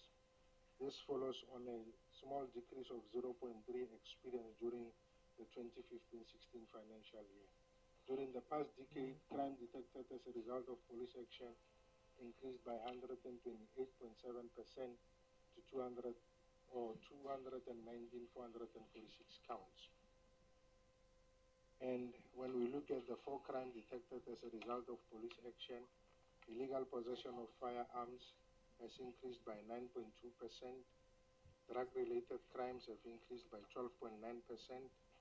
The unfortunate crime that has decreased in this regard is the driving under the influence of alcohol and drugs, and sexual offenses detected as a result of police action has increased by 5.7%. In summary, for the crime detected as a result of police action, these have increased in 8 of the 9 provinces, with the only province that has reported a decrease being the Northwest, a reduction of 0.1 or 13 charges less. The highest increase was reported in the Free State with 17.4% or 2,224 counts. And this gives a provincial breakdown in terms of which of the crime detected as a result of police action has increased. Illegal possession of firearms has increased across all the 9 provinces. Drug-related crime has increased in 8 of the 9 provinces. Driving under the influence has increased in 6 of the 9 provinces. And sexual offenses detected as a result of police action has increased in 7 of the 9 provinces. All in all, the total crime detected as a result of police action have increased across all the 8 provinces, with the only exception being in the Northwest. I will not go into the types of the crimes that have increased or decreased because we have provided a summary of that. I will just simply go into what we call core business diversion issues. What we have observed in the previous financial year is that there have been a number of increases in terms of what might be considered as core business diversions from the South African Police Service, whereby we have observed an increase in the number of unrests that can be deemed as non-peaceful. They have increased by 4.2%, and also those that were peaceful had decreased by 1.5%. Overall, we have also seen that in the previous financial year we have experienced instances whereby members of the South African Police Service have been killed in the line of duty, or in some instances been killed in the pursuit of criminals in accidents, etc. It has been identified that in most of the incidents whereby there were public violence and unrest-related issues, most of the property that was damaged was also those that included police cars and vehicles, resulting in a further loss in terms of the means that are available to the police to police such crimes. Chairperson, allow me to stop at this stage. Thank you very much, General Mutiba. That's the presentation. That is the presentation, Honorable Chairperson. Thank you.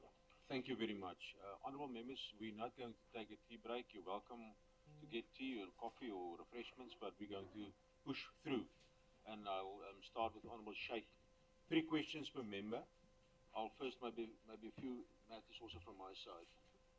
Maybe first from the Portfolio Committee side, just to convey our condolences to the Deputy Minister with the murder of his nephew and the passing. We're thinking of him in this difficult time. Also, our condolences to the South African Police Service. Woman police officer was this weekend killed in KZN, and also, I think, yesterday in Limpopo. So we also think of them, the family, during this time of bereavement. Honourable Minister, you mentioned in your introduction the review of the regulations. I think we welcome that. One of the issues you've also mentioned is the issue of leadership. Taking the South African Police Service forward. And again, I think we must welcome the indication that the new police commissioner will be appointed before the end of the year, and also the permanent head of the DPCI. But I think it's also clear from the statistics this morning that the Deputy National Commissioner of Detective Services, that post must also be filled as a matter of priority. Of course, maybe the new National Police Commissioner wants to do that, but I mean, it's quite critical. Detection should be important focus going forward. Now, one of the themes, I think, Minister, also in your introduction was the issue that all people must feel safe. And how do we achieve that? We've seen the murder rate, or the raw figures of murder is about at the 2006-07 levels again, although the population, of course, there's been an increase of more than 10 million. So the question to you, Minister, is in terms of leadership at the station and cluster level, especially with crimes detected by police, because that's one of the issues we as a portfolio committee has also picked up, the quality of leadership at your cluster and station level. How do we deal with that proactively?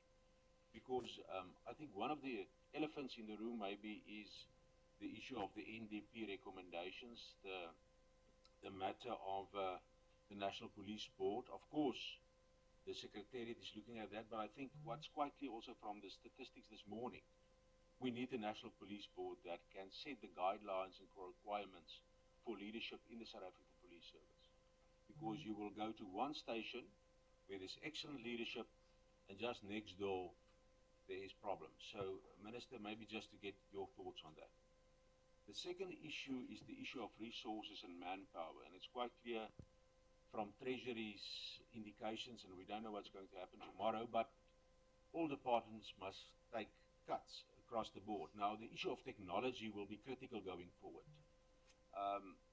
Unless we utilize technology in terms of reporting crimes, but also dealing with the crimes detection, the issue of CCD cameras, the issue of body cams, and there wasn't, I would say, big enthusiasm from the current police management with regard to our recommendations in that regard. But that's the only way to go if you look at the crime statistics, using technology going forward.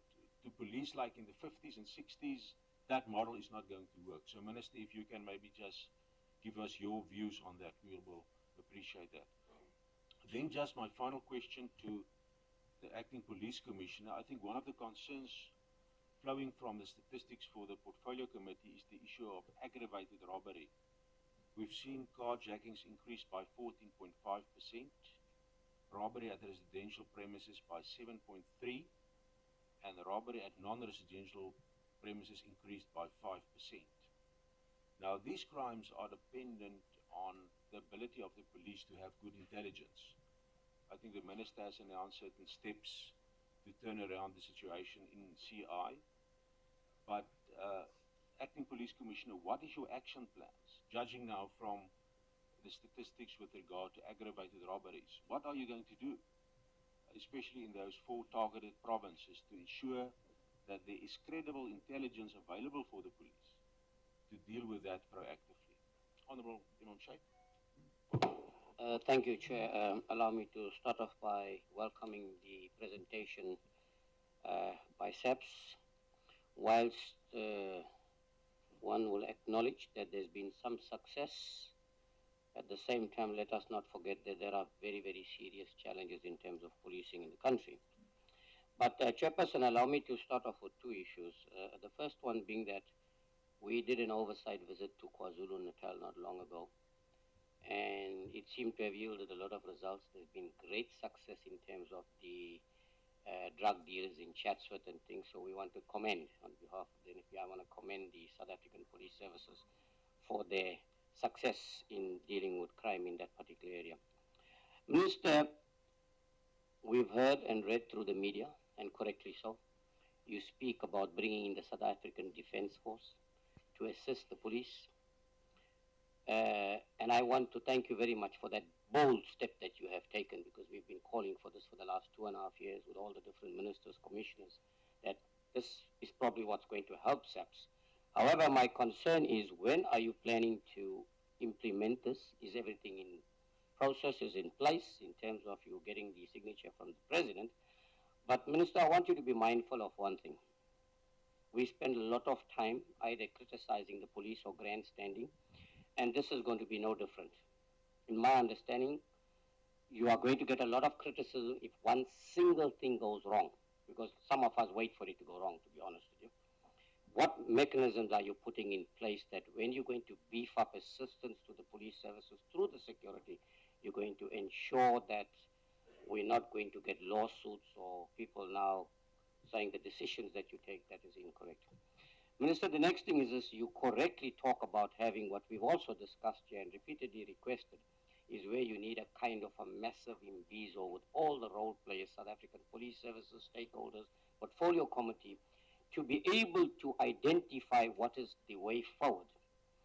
And specifically, it is our opinion, or it's my opinion, that the police services, while maybe doing a reasonably good job, cannot deal with the issues of crime in South Africa, the Western Cape and things on their own. Because what is impacting on the situation in the country is the socio-economic conditions.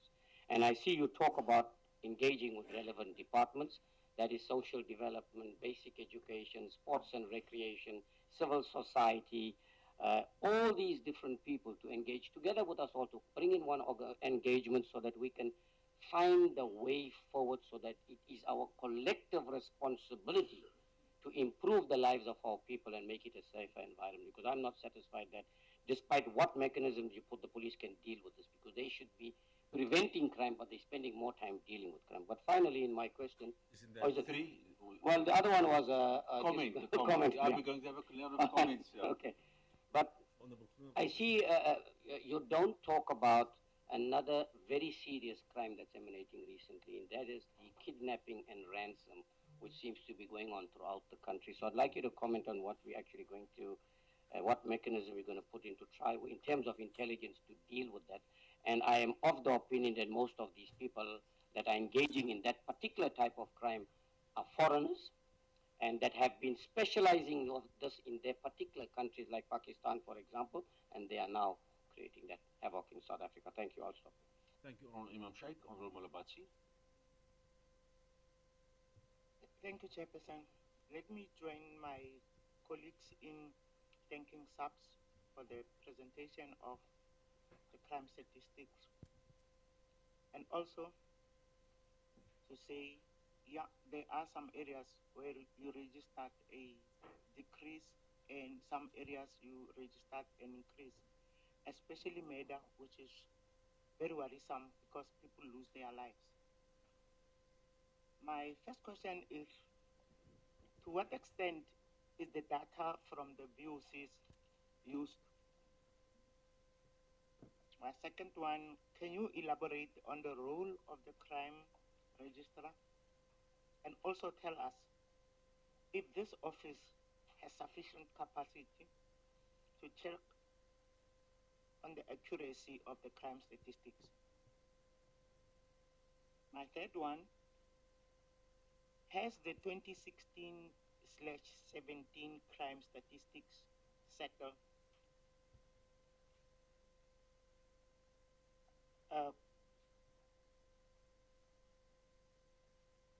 compiled with the requirement of the South African Statistical Quality Assessment Framework? Did it comply? Thanks, Chair. Thank you, Honorable Molabatsi. Honorable Mula. Thank you, Chairperson, and thank you for your presentation. My first question goes to the Minister introduction. What do you mean when you are saying that police are not led properly? Can you please give clarity? My second question, in slide 10, you are talking about the dissemination policy. Who drafted this dissemination policy? My third question is in slide 17 and I want to talk about Mpumalanga province. 17 reported crimes are up. So, in slide 23, you have 5 reds in the conduct of crimes. Do you have action plan in place to decrease this? PCO from Mpumalanga. Thank you, Chairperson. Thank you, Honorable Mula. Honorable Kolobana. Thank you, Chair.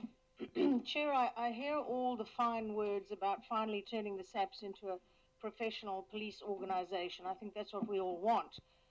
The Minister referred to all the previous National Police Commissioners who were fired or jailed, political appointment after political appointment. Yet the Minister has himself instructed SAPS members to torture subjects, to break the law, and he would deal with it.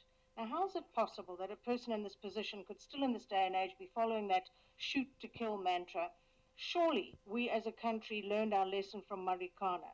Now, the idea is to arrest and take a person to court, not slaughter individuals or arrest families going to a funeral and have them trussed like chickens and left to lie on the ground for 3 hours so the minister could attend this, quote, historic victory.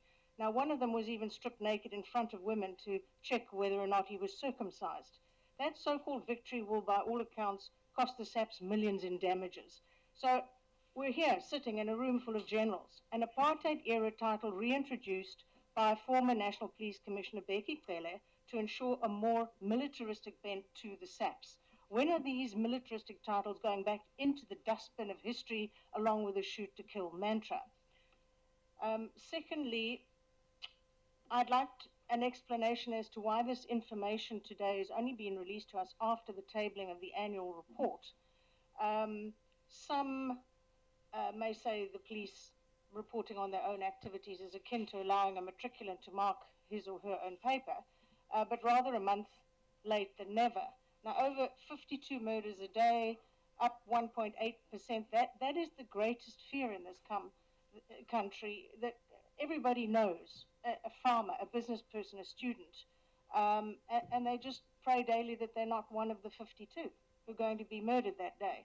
Now, the farmers are under unprecedented attack. Barely a day goes by without reports of yet another attack, and this morning we hear of another murder, this time at Klapmuts.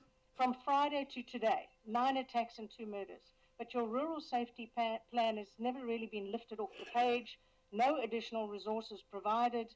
Even stock theft is soaring in every single province. Now, the SAPS vowed to set up equally successful rural safety units when the commandos, which work jointly under the first MPC in democracy, but this has never happened. So the people who feed the country feel as though they've been abandoned by the police and they're left to endure the most horrendous torture. So when are the SAPS going to be seen to take the slaughter of the farmers and farm workers seriously? And what impact on the murder stats would the chaos that is the state mortuaries and laboratories under the health department, what impact is that having on these statistics we're having today?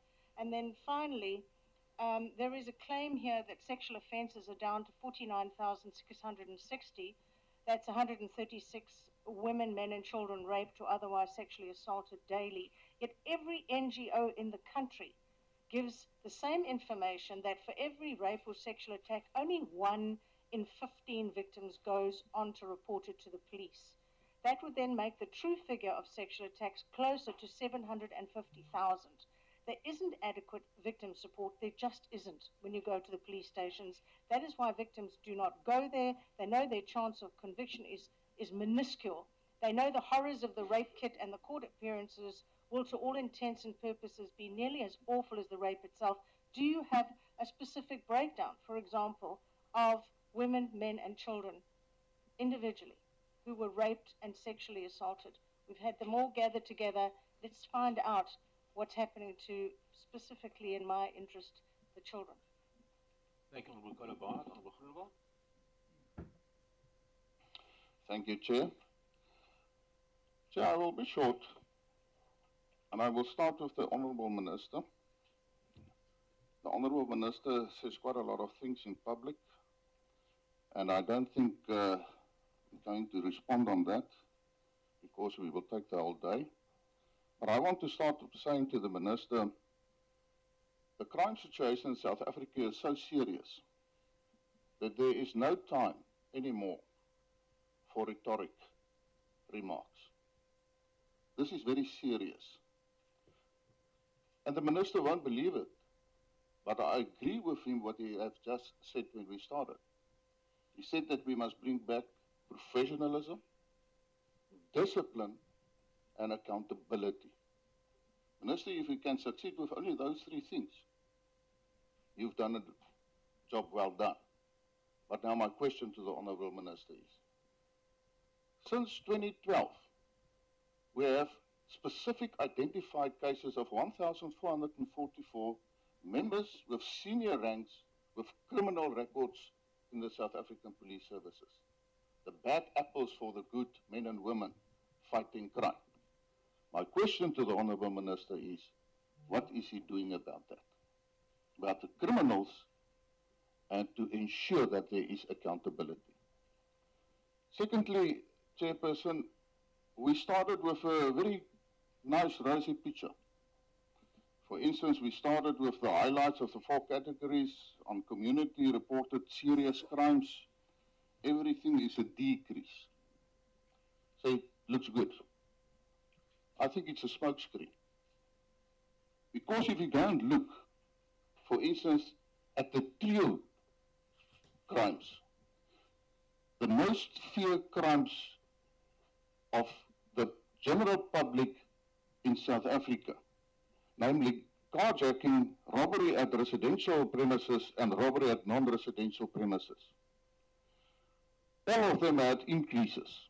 Carjacking increased 14.5%, robbery at residential 7.3%, robbery non-residential 5% increase.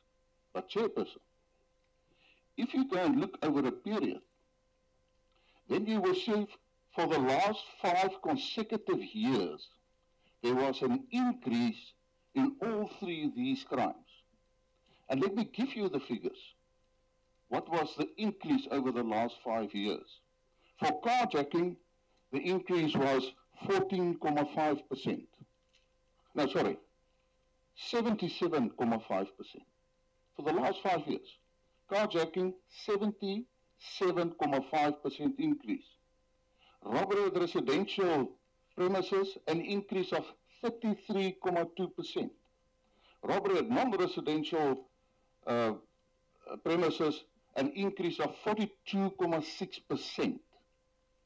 These are huge increases. So my question is, what specifically is going to be done as far as the trio crimes are concerned?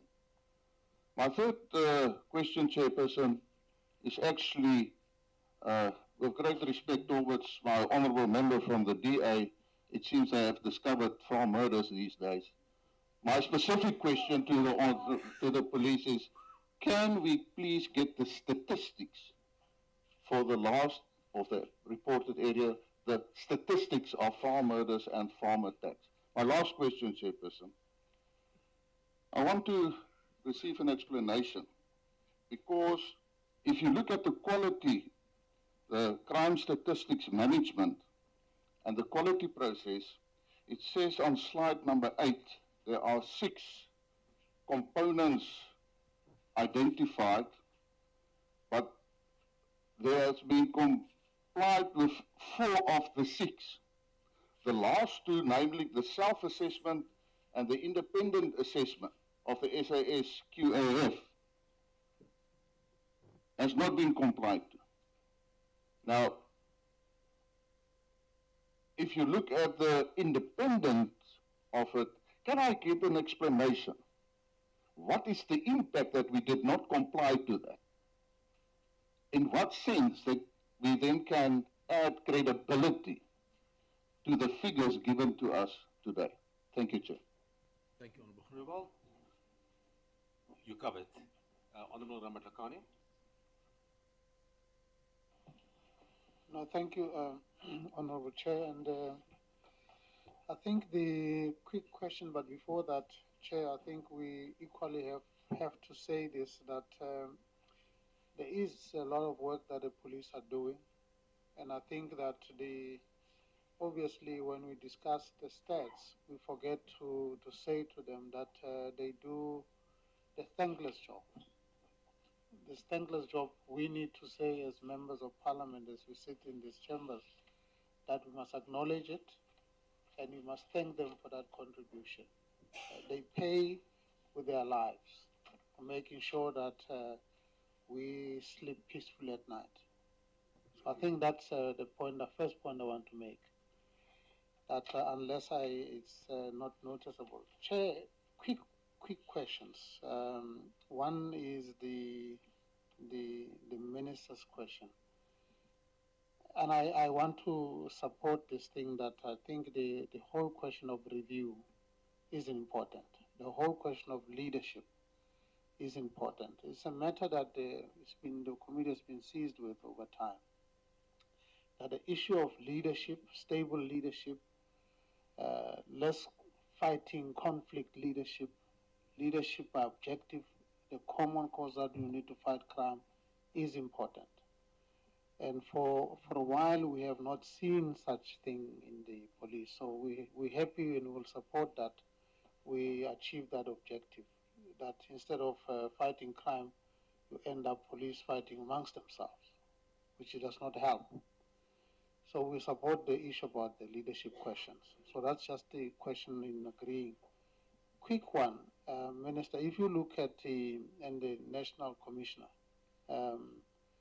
the crime that is as a result of the police action. You remember when we dealt with the issue about targets, we've raised the issue about the actual visible policing, the actual take a hit in the town. That if you don't have that, which is a core function, you're not going to be able to neutralize crime. Now, what is it that is going to be done in that particular area, particularly around that crime? Because it means that the police, ministers refer to it, and I don't want to borrow his term for now, because he spoke about people sleeping or something like that. So I don't want to say that, but I'm saying the issue of visible policing, what is it that is, understand the numbers, and I want to support the issue about partnership, because force multiplier is going to be particularly partnership that you're going to build with civil society. But what is it that you're going to do in leading that in that front? What is it that you're going to do in terms of top-heavy management structures? Are we likely to see Minister and the National Commissioner, the most experienced police who are now sitting in the high offices, air conditioning, pushing papers, back into the cold face of crime, where it matters most? Are we likely to see breaking down that structure that we see in Nyanga? We see in Nyanga, you see a senior police leading, you see cluster, we see, and I'm raising this as one example. If you were to deal with that particular problem, you need most experienced police. They don't, if they're sitting in offices and you only have constable on the road, on the cold face, you're not going to make headway. So we're likely to see that breaking down that particular top-heavy structure into the cold face of crime. If you look at your presentation, you can see that you've got three problem areas. that you need to focus at. The three problem areas you spoke about it in terms of your crime, you talked about the murder, attempted murder, and car hijacking or the aggravated robbery, which is, the question is the plan to deal with that particular aspect, including the integrated kind of a patrol, highway patrol that sometimes is get going down and down and down. I don't know what happens with it in terms of making sure that you neutralize crime by visibility, highway patrol, all that integrated. Lastly, I think my last question, Chair, is the worrying one, which is not the police problem.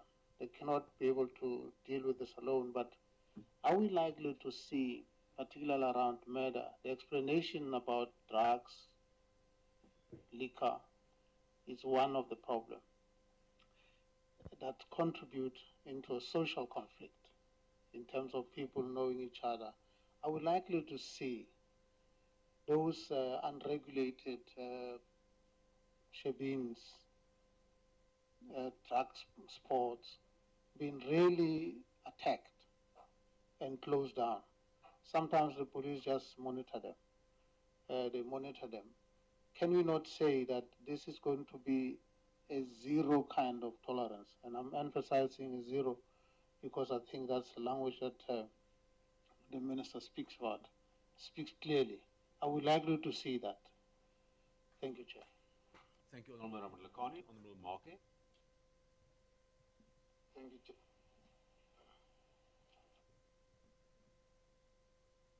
Thank you, Chairperson. Just one question from my side.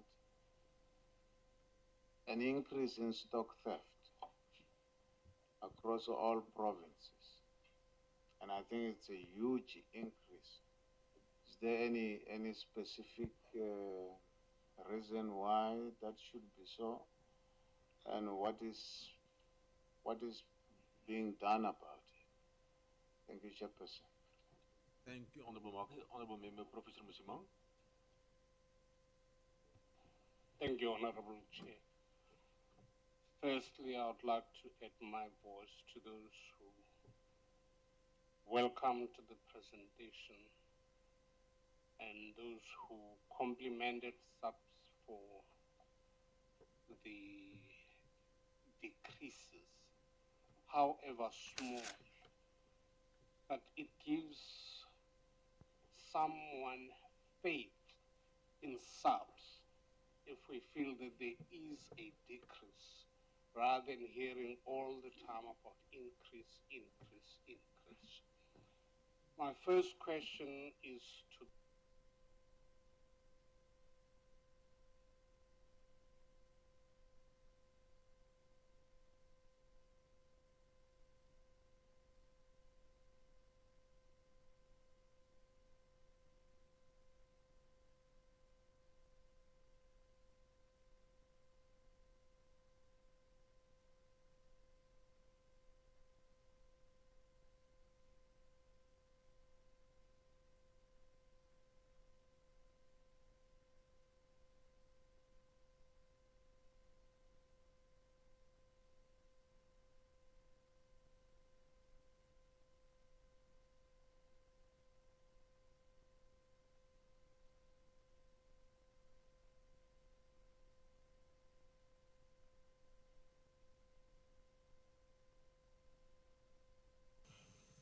by the statistics that say that even in the rural areas, like the provinces of Mpumalanga and Northwest, there is an increase of this category or that category of crime.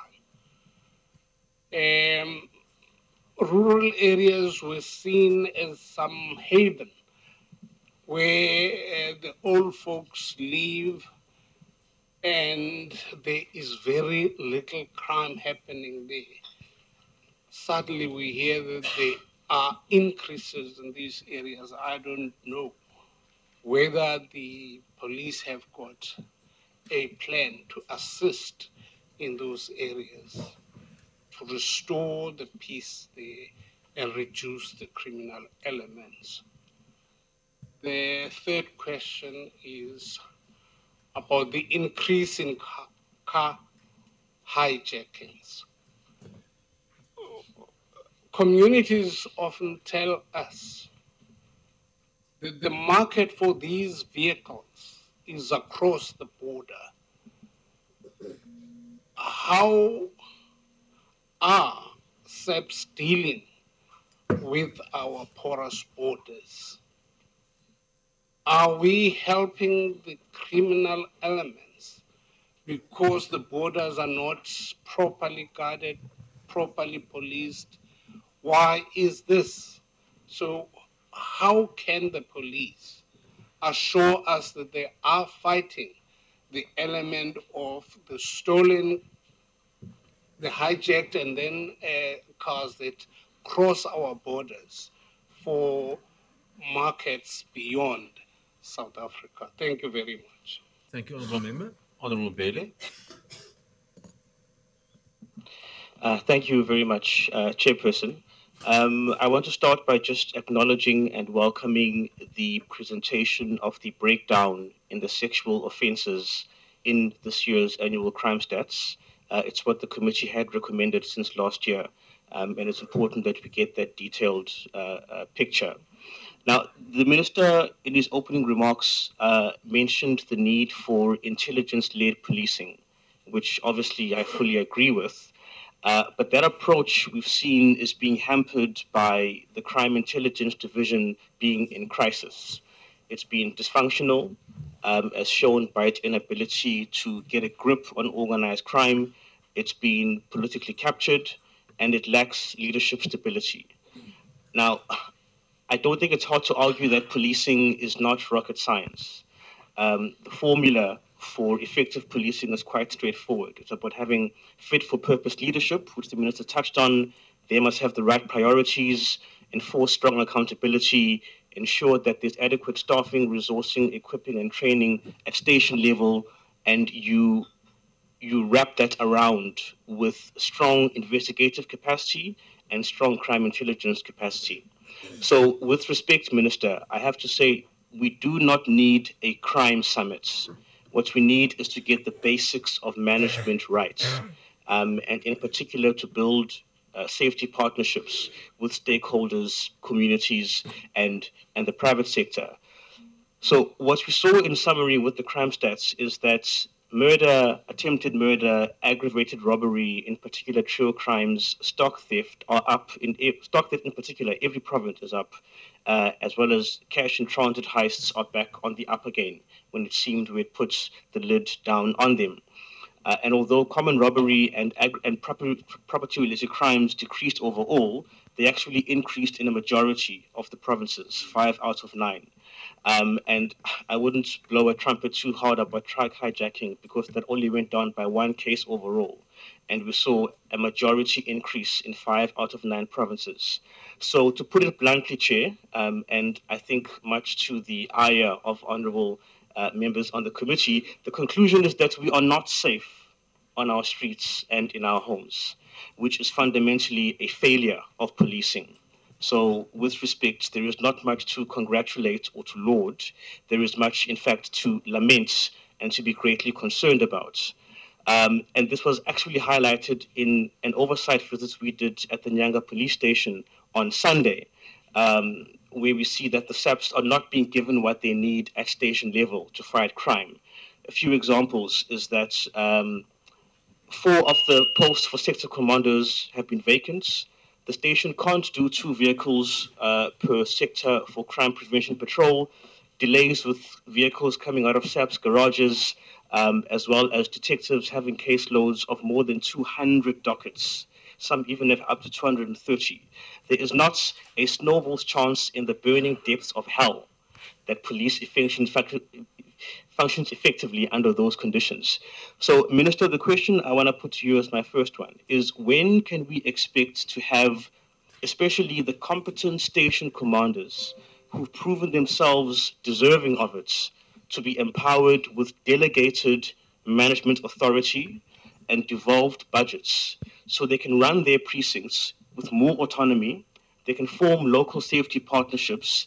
They can, importantly, release their local crime statistics to the CPF and residents when they request them, at least on a monthly basis.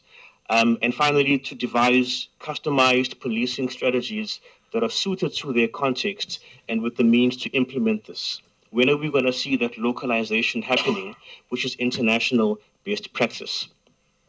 My second question relates to a statement that I heard Major General Zilkune make, where I think I heard him say that it's only the 4 categories of crime that are detected as a result of police action which are considered or counted as being proactive policing.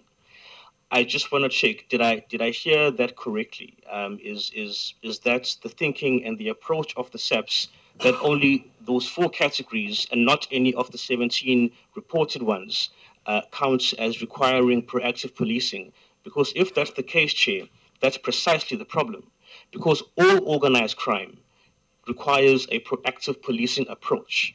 I mean, aggravated robbery, burglary, stock theft, they are about crime syndicates, criminal gangs who perpetrate these crimes on an organized basis. And you can only tackle that with proactive and intelligence-led policing. So can I just get clarity on whether I heard correctly and understood correctly that it is the 4 policing or the 4 crimes that are detected as a result of police action that are counted as requiring proactive policing? Because if that's the case, that is the fundamental design flaw in the policing strategy of the SAPS. So I would appreciate that clarity. And then finally, Chair, the issue around commercial crime, which has gone up also quite significantly. To what extent is the increase in commercial crime a result of the proliferation of illicit tobacco trade and tobacco trafficking? And does the SAPS have a grip on this syndicate activity? Because as I've been hearing and reading, it is decimating small-scale local farmers in our northern provinces who rely on tobacco trade for their livelihood. Thank you, Chair. Thank you, members. That's the first round. We will now go to the Honourable Minister of Police, Honourable Fikile Mbalula, for his responses, as well as the Acting National Commissioner, General Matiba, and his team. Thank you very much, Minister. You're welcome.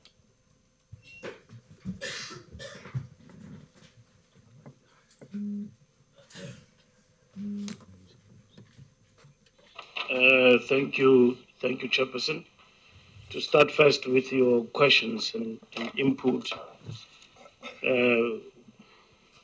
first with regard to quality of leadership at the cluster level, I think when we talk about leadership, we talk about leadership at all levels, including those who are deployed to execute the task of policing at all levels in our policing structure. So the question of quality of leadership must actually be subjected to monitoring and evaluation.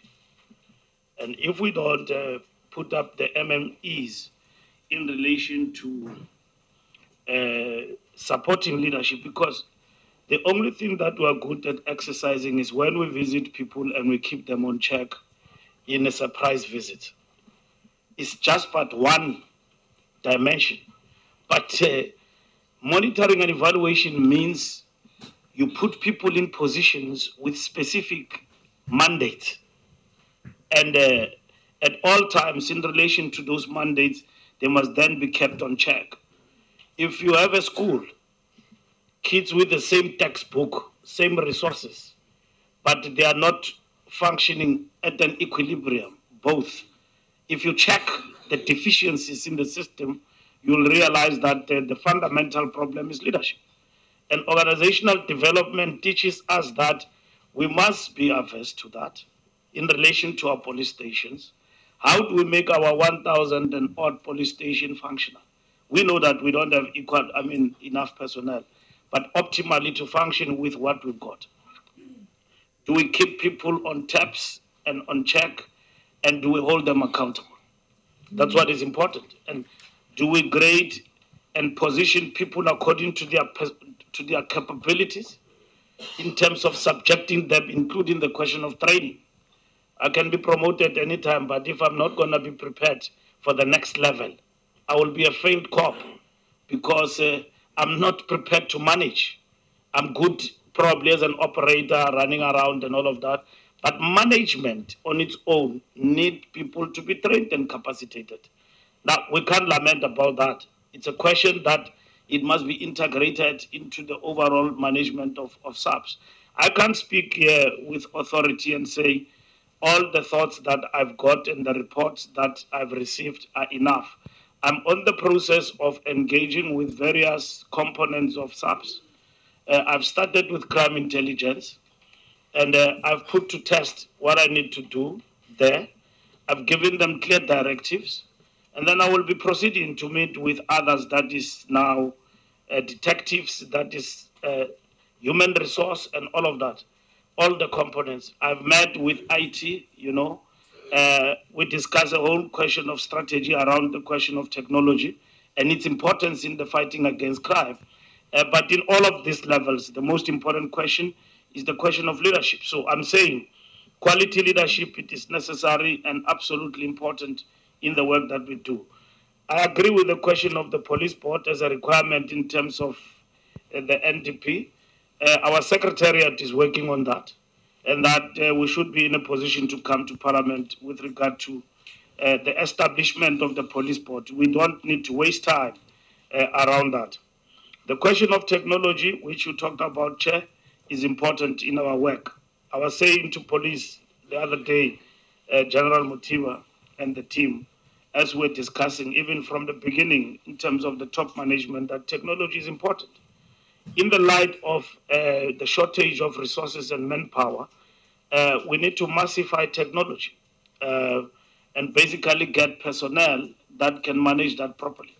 We don't end up with technology that we can't use and so on. So that gap is important. How do we involve society and communities in applications in the ever-growing environment of the technology of cell phones and all of that, and smartphones in the Republic of South Africa?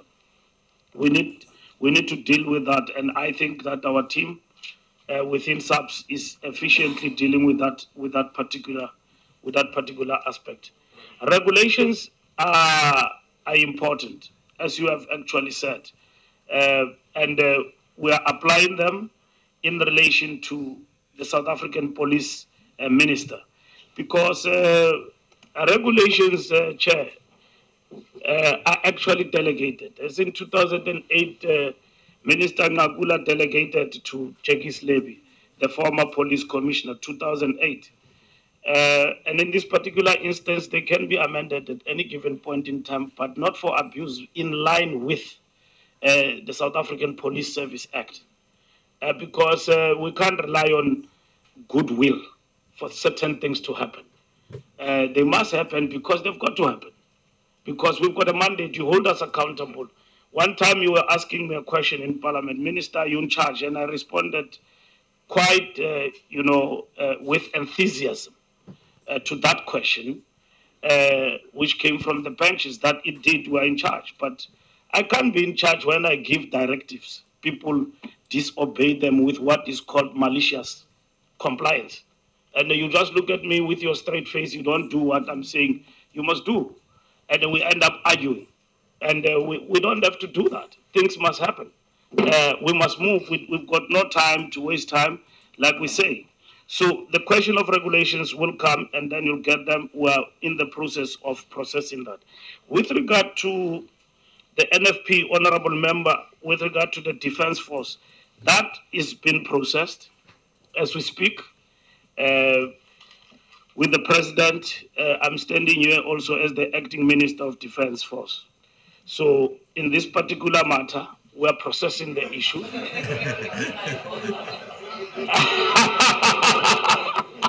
Yeah, so Minister, you are deploying today. Chair, may I say that is very, very frightening to have the minister combine those two portfolios. Look, we are responding to an alarming situation with regard to our communities where there are violent acts that are undertaken by violent criminals. Now, this is not static What we're looking forward to is not static, permanent stationing of defense force to do the policing work, but we're looking at tactical deployment and them being led by the South African Police Service. So the question of risk in relation to this deployment is something in the context of our security architecture need to be taken into consideration. Because we don't want to be accused that we brought the defense force to the townships to basically maim innocent people. But we are there to increase the numbers, to contain the violent activities in specific areas, not everywhere in the country. And that deployment from the point of operational plan in terms of joints will be done properly and with the necessary care in terms of what needs to be done on the ground. That is why we're not looking for a static deployment, but there's something in the context of Operation Fiela, that we get into an area, we sweep guns, we sweep dangerous criminals. We do all of those things that are important that needs to be done. When we get into a township, we clean, we comb, we sweep. And with the South African Defence Force, it does not mean that police have basically fallen back and they are failing in their task, but it's a question of reinforcement. And that is what we're looking at applying. The statistics are speaking to us in Gauteng and the Western Cape and areas of KwaZulu-Natal. And that is what we're basically looking at. We are implementing that decision, but we don't deploy. The president will give us a go-ahead once he has actually cleared the matter with himself and the people who advise on the issue. But we will be expected to give a detailed presentation on how this is going to be undertaken. We have done it before, and it was quite successful. It was a multidisciplinary approach that includes other agencies of the state, SARS and all of that. So that is what we're looking forward to. But this time around, to bring not only stability, to clamp down on violent gangs in areas that will have been identified with crime intelligence and all other multidisciplinary approach within the South African Police Service. Partnerships, we agree. We have not exhausted this part. I'm not happy myself with regard to partnerships we've got. They are not sustainable. Community policing forums have tended to become reservists. They no longer do what is expected of their mandate. They need a refresher course to understand their mandate. What I need, it is those patrollers in the different areas. And some of them get stipend and all of that, but they are doing a wonderful job. If you look at the Western Cape, in the Cape Flats, and you look at the township where we've got community patrollers, wonderful job with the police and so on, and all other areas, including where I come from yesterday, in the Val. We've got community patrollers there. They are doing a wonderful job with the police on the ground. So these partnerships are important. They must be reduced to at the level of the street committee, where in which communities can work together to basically, those who don't want crime, to report criminals and liars with the police in relation to the fight against crime. Kidnapping is a new phenomenon, all right? I cannot stand here and tell you that we are totally clued up, but it is worrisome.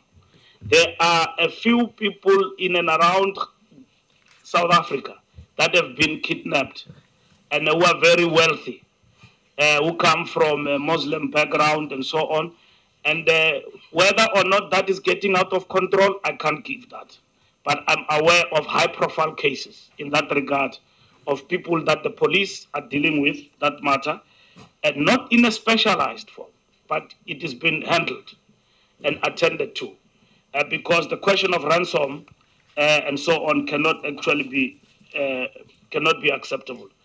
The role of crime register, I will leave that to the generals to respond to that. Did the current stats comply? I'll also leave that to them. Police are not police need to be led properly. They need leadership. Now, we have had General Slevi, we had Pegikele. He brought some progress in the police, and then he could not finish his term. And then we had Ria Piacha, she could not finish her term, and so on. And then from there we had acting police commissioners, Patlani, up to General Mutiba. Now, I want us to bring stability at that level of leadership. The only time SAPS had stable leadership was during the days of Fivers, General Fivers. That is now not in apartheid, I'm talking post-apartheid, in our democracy. He was before, not before as well. Okay, but I'm explaining. I'm explaining that. So we have not had that stability. So we need that stability going forward, in terms of the leadership of the police at all levels. That is important. So if the center does not hold, and then people are acting, some of the acting did not happen because of our liking. We did not have a choice because we were faced with litigation, and that was it. And so now we have an opportunity to employ a permanent commissioner of police, and which is what the president has been considering carefully going forward. So that is why we're looking at before end of the year in terms of that particular point. We're looking at also all other levels that you have mentioned in the police to ensure that there is stability. Where we are affected, obviously, you will see that even the results in terms of the statistics are basically communicating a different message. MP Kola Barnett, it is not correct that we went, the general of the police in the Western Cape is here with me. Some of those people were arrested as suspects when police were undertaking operations after the Marikana event, after the Marikana happenings. Some of them have found themselves back into the cell as we speak. Those who are lying on the ground there, arrested by the police, because police arrested them and then they did not have sufficient evidence to arrest them any further. Within 48 hours, they released them. But as they conducted their investigation, they actually found their way back to the cells because they had dangerous guns. The very same people you say they were humiliated by the police, they were never humiliated. And many allegations were made that the police were even checking the corpse of a dead person. And the person who's dead, to whom they were accompanying to some province, was also a suspect. He actually died in Marikana, and they were accompanying him. In the intelligence-led operation, they arrested them. So police wouldn't just pounce on people without the fact that there is something they need to question them about. And all what I did was to arrive there and I greeted them. I said, hello. And then from there I said to them that you must work with the police if you are not criminals. You must cooperate. They agreed, yes, yes. Now, and then I left. So the fact that now afterwards I was a cop on the scene, I heard in the news myself. But the question of professionalism of the police is being attended to. MP Kola Barnett will never agree with you on the issue of the notion of militarization of the ranks in the police. You know very well that we did not agree from the onset when we introduced the ranks. There were specific reasons for that because we needed to differentiate between the police force and a superintendent who's working at the nursing college, and between that and the police. So we never agreed on the question of the ranks because the rank in itself does not define the action. The action is what is important. If a person is a general of POPs, it POPs in terms of professionalism must be equipped to respond to public disorder, and not in a militaristic way. And those units that are combative, like a TRT, must be utilized and deployed accordingly in violent areas to deal with violent crimes. And that doesn't make the entire police force to be militaristic. But it's a debate as I see, but the background to it was that. With regard to farmers, we're interacting with farmers, working very well to implement the rural safety strategy. I met with Agri-SA. I'm meeting with all farmers together with the police. We're mapping out a fantastic strategy with them. We're working on working groups in terms of how we beef up their security, where they come from, and they also spending their resources in relation to this matter. I took it up because I don't want to argue with people about rural safety and the question of safety with regard to the farmers in our rural areas. And we need to look at that because it's a reality that there are those who are racist, who are shooting people using guns that have been given to them, not to shoot people, but for hunting. They shoot people and say they mistaken them for animals, like monkeys and all of that. So we don't support such. There are farmers who are patriots in this country who need our support and safety from the police. And if you look in the north of Johannesburg, Gauteng, in Pretoria, I've been to the farms there, and I've met with farmers there at night. And the rural safety network they are implementing there, black and white farmers, is fantastic. And they've been able to defend themselves and to communicate. And those people are not criminals, they are not racist. They are producing the results for South Africa. So the time for us to sit down and blame each other for rotten potatoes who are racist and killing innocent people is over. We must put them aside and deal with them in terms of the law. But let's support what is right. It is true. There are criminals who are stealing from farms, undermining farmers' work and all of that. But equally, there are farmers who are wrong because they employ people from Zimbabwe and all of that as cheap labor in their farms and exploit them. And those people turn against them and kill them. And then it becomes a safety question. So I'm saying to the farmers, as I've met with them, stop that. Help me to ensure compliance, working with the Department of Labor.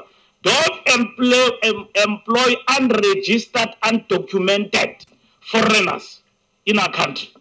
And then when they turn against you, you blame SAPS. We've got nowhere to find such people. They are nowhere in our registry. So I think those are challenges in conversation that is decent. We have been able to open up with our farmers. And we're talking to them, and we're not just talking. General Masia and myself and my team, we met with them. And there is a bilateral in terms of Vispol and all of that, to talk to them and to outline those issues that require cooperation. Because the genuine concern about farmers is very genuine. That some of them have been attacked and some of them have been undermined. The other day I saw a footage of a black farmer who his crop was stolen, and what did he do? He took a law into his hands. He beat the hell out of those boys and left them naked in the street. And this farmer, by the way, was not white, was black. And then left these boys because they were stealing the crop and doing all sorts of things. So I'm saying we need an integrated rural safety strategy, but that defend the farmers in relation to them not being attacked in the job that they do. So I agree with you, Honorable Member, with regard to some of the issues that you have raised. A claim about sexual, it is not a claim, it's a reality. The reports that have been given here. There has been huge report in our country about sexual violence. And I've said in my statement, it doesn't mean we've arrived in terms of addressing those challenges, because people and communities out there are still crying that they have been abused, they have been sexually assaulted in their own homes and in different communities, and they have been raped over and above that. And this thing of abuse, sexual assault, is not done by people who are poor or anything. It's done even by people of good standing in society. That is why I've implemented the 6-point plan basically to support women who report these crimes in our police stations, working with our capable women and in the police force in terms of FCS, and who are basically also not well equipped. And in our own Indaba, which we had, which focused on this matter, walking the talk, we agreed that we need to improvise and support their efforts. It's a fantastic unit. They are doing a fantastic job. And when you go to majority of our police stations, you will see the 6-point plan. You'll see the work that FCS is doing. And we have agreed with the generals from that Indaba, generals stated that they will actually support with resources this particular unit. But it does not withstand the fact that we don't have enough personnel.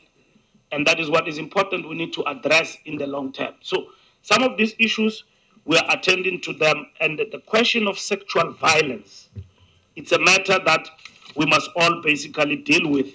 So it's not just a claim. It's correct. These cases are reported. They are all over the social media. But if you follow up with the person, you realize that it is not even reported in the police station. So how will that fall part of the statistics? Because somebody is not arrested, but the case is basically all over. So we need to support the initiatives of women coming out if they've been violated, but equally build the courage for them to come forward and be protected. That is why the 6-point plan says that if you come to us to report a sexual violence, the police must move from the premise that you are a genuine victim. We are not magistrates and prosecutors to make a determination that this woman is not guilty of sexual violence, is just making claims. Those days are over. If you are found in the police station as a police officer to have done that, you are in gross violation of the rights of that woman, and equally, you are in gross violation of defeating the ends of justice. And that is what we want out of that. I agree with we don't need to debate the question of Honorable Groenewald increase in the trio crimes. The fact is, how do we respond? And some of the suggestions you are putting forward is important that we must examine and be implemented. Bad apples within South African Police Service, we need to deal with that. Recently, I went to crime intelligence, and then I arrived there and I asked a basic question. How do we deal with vetting of people? I realized that there are people who are there but are responsible for very sensitive information, and they are not vetted. You know, here in South Africa, in cabinet, where I sit, there is nobody we employ without a vetting certificate. Top positions, you must get top secret. I was shocked to the bones to get to SAPS, our crime intelligence. There are people there who are busy tapping phones of people, but they are not vetted. How can we allow that anarchy in this country? And when I say to the police, don't employ this person, don't promote this person, they argue with me. That's why the regulations. I can't, because we're running a rogue state. How do you have people who are not qualified to handle sensitive information? None of my people handle my cabinet file because it is top secret. It has got people who are cleared to handle it. And I can't be going up and down with cabinet file even in restaurants. There is a law, top secret. It must be cleared. Now, let me tell you, there are people in the police service who are not cleared. And I've said that they must be cleared, they must be vetted. But this vetting thing has been done on political reasons in terms of organizational squabbles. So if they don't like you, they don't clear you. They don't clear you. Even if you've got capabilities, you will remain there uncleared. And when they want to get rid of you, they expose it. He's not cleared. But the very same guy who says you are not cleared, he's not cleared. Now, I'm a minister of police. Should I come here to this portfolio committee and lament about that? I've been given a job to take decisions. And I go and I say, everybody must be vetted. I don't want people to leave.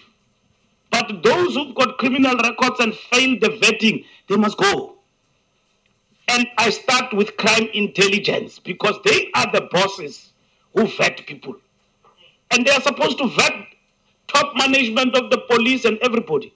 And I hear that no, my police are going to be vetted by state security. Who gave them the mandate to do that? My police must be vetted by the police. And I must create the capacity in the police for all my generals and the police to be vetted. And that report must come to me that everybody is equal. I can't be dancing like we are in a picnic, allowing people not to be vetted, and when I raise those questions are not being implemented. So the issue of rotten potatoes and criminal records, they've been there, sir, because nobody did anything about it. I was here, I was a deputy minister, you asked the same question. You asked, yes, you asked it to my minister, Natim Teto. What are we doing with police, with criminal record? We gave you the same answer. Now I'm back, right? And now when I'm back, I'm not back with a bang, I'm back with a broom. So we must sweep. That's what we must do. And that's what I'm doing. And that is what I'm implementing. So in terms of vetting, it is going to be important. I'm not going to compromise on that. It has got to be done.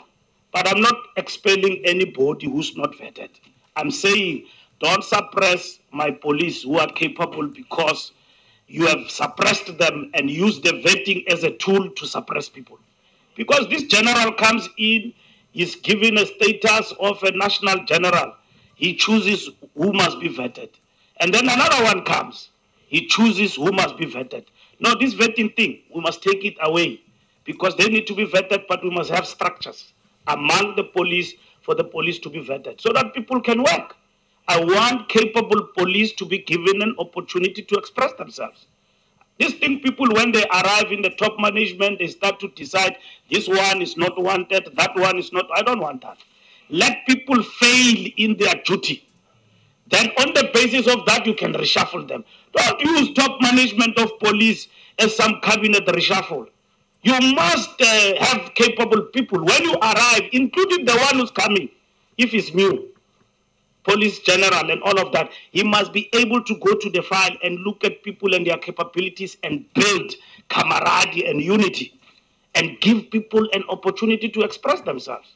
And that is what I want. So I'm not going to sit here and be told by people that, no, I'm changing this one, I'm doing that, and so on. And the minister is like an old mayor in apartheid era, ceremonial. Your job is just to cut ribbons.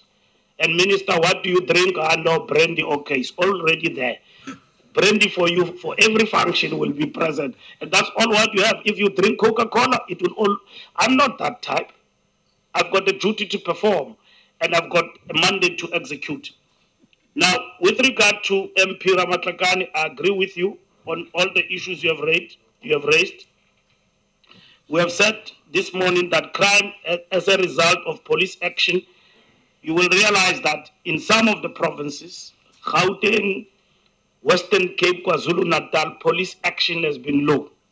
We need to focus on that because the crime statistics are telling us a different story. They are saying that our activity is not being felt because police action means not deterrent, it means prevention. It means prevention. It means, so, Honorable Kolapanat, I don't say people must break the law. I say to the police, you must progressively act in your conduct, in the context of the law. But because you listen to sound bites and not the complete history of what I'm saying, I mean that police must be proactive. It means if there is a brothel, like I was in Vanderbilt Park, the people are saying there, and I was in Leguruleni, I'm not talking theory. The people are saying, Minister, there is a brothel, there is the brothel. They point it out.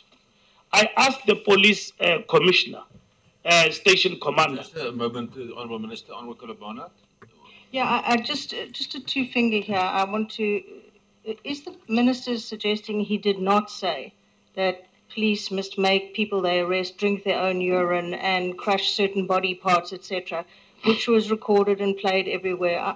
It's not a soundbite. It's what the minister said. If he did not say those things, I would like to hear that from him. Okay, noted. Minister, you can go ahead with your responses. Yeah, no, we must learn to be tolerant.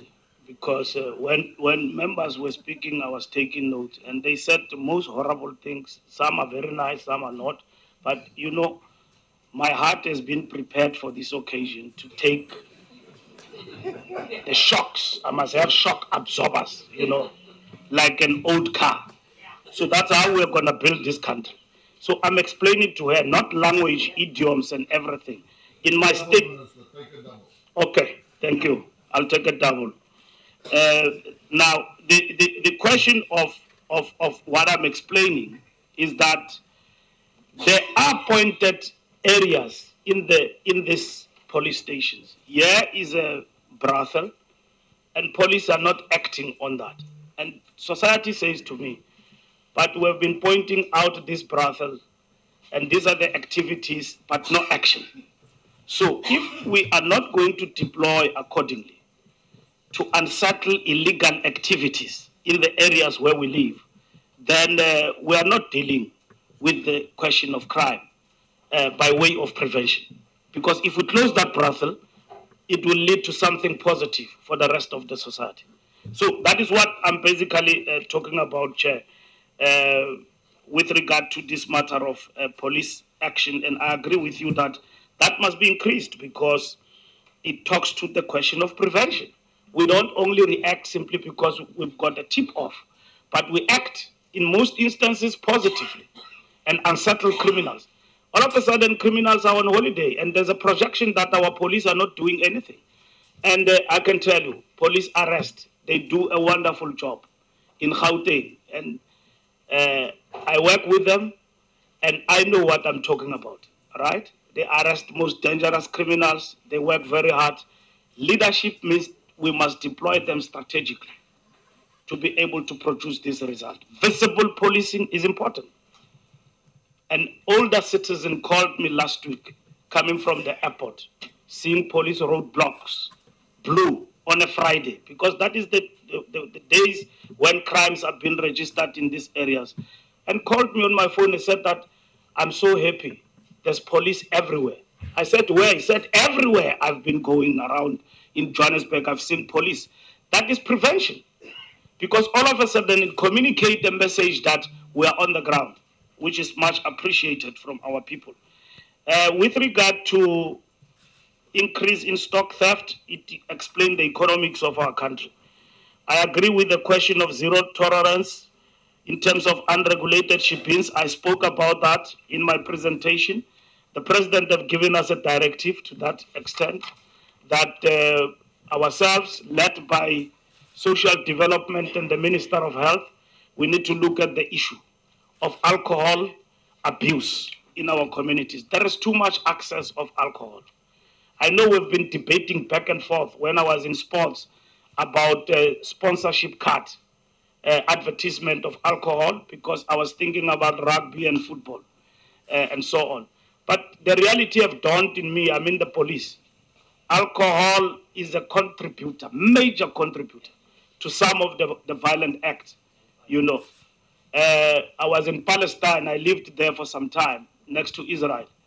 There, they only allow you if you drink up to 4 cans. And then I was with friends, and then they were drinking, not me. And then they ordered alcohol. And then they were given the first round, who were 4. And then when they wanted the second round of cans of alcohol, the bartender said, no, that is enough for you for the night. And now that is in Palestine. You can imagine in South Africa if they tell you in a bar, no, sir, it's enough. 1 is enough for you. There will be a protest here. But we need to address that particular issue. And zero tolerance in the near future, we're going to address that. Integrated highway patrols are very important. Honorable Mbele, I agree with you about, I don't think CI is dysfunctional. I think it's misled and most of the time, and that is why we're intervening there. And I'm happy to brief you, Chair, and your committee about our interventions, particularly on matters that are not classified in terms of leadership and our intervention and the mandate we seek to give to CI. If it was according to me, we would not be having anybody acting at the crime intelligence, because we need to respond with speed to what is happening out there. So there is no question of dysfunctionality. If you go to the provinces, because I'm not convinced, most of the operations police are leading in the different provinces are crime intelligence led. How come crime intelligence in Limpopo under the leadership of General Ledwaba is able to arrest people at OR Tambo who are doing crime in Johannesburg, and because of the assistance of CI in Limpopo? What about CI headquarters? Why should crime intelligence under the leadership of General Jula go and arrest in the backyard of Gauteng, Soweto, a laboratory lab? What about CI in Gauteng? Why are we not cracking on those labs and closing them down everywhere else? And equally KwaZulu-Natal. So provinces have responded CI differently from headquarters. Headquarters, there's no leadership there. There is no focus. There is no strategic intervention. There are resources to enable us to do the work that we're supposed to do. And I don't think CI is very useless. I can tell you now that we have had 12 people who have exchanged leadership in that component. 12. Mapolova is the last one, right? Who is now heading CI in the acting capacity. 12 people have exchanged hands since General Mdluli was suspended. People have been exchanged back and forth, no stability. Now you need management, you need strategy to respond, to support the provinces in the work that we need to do in terms of crime intelligence. My last point that I want to raise is that maybe the issue you are raising about local statistics is not for us to be conservative about it. We need to examine whether or not we can examine the point you are raising, Honorable Mbele, about localization of statistics. I'll tell you, I was at the Soshanguve police station and I did an imbizo there, and then I interacted with communities, and then I asked them a question when I was there with General Patlani. I asked them a question, the community there. How often do you interact with the station commander about the crime situation in this area? Or do you wait for a minister or the president to come and then you sit around like this and then you talk about crime? In my view, the station commander must be able to interact with his community all the time. And the cluster commander must be able to interact with his cluster and communities about the situation of crime at all material times, to listen to them. Now, these CPF people, they are there and then they are being turned into something you can't understand yourself, whether they are tea makers or whatever. But whenever you go there, they cry, they say, we don't have resources. When we created CPFs, we didn't give them a budget. Now they depend on the station commander to basically support them. They end up fulfilling the role of a reservist, which is not the case. CPF is a tie between the police station and the community. That is why the CPF is not implemented and co-opted by the station commander. It must be elected by community. That man is our CPF.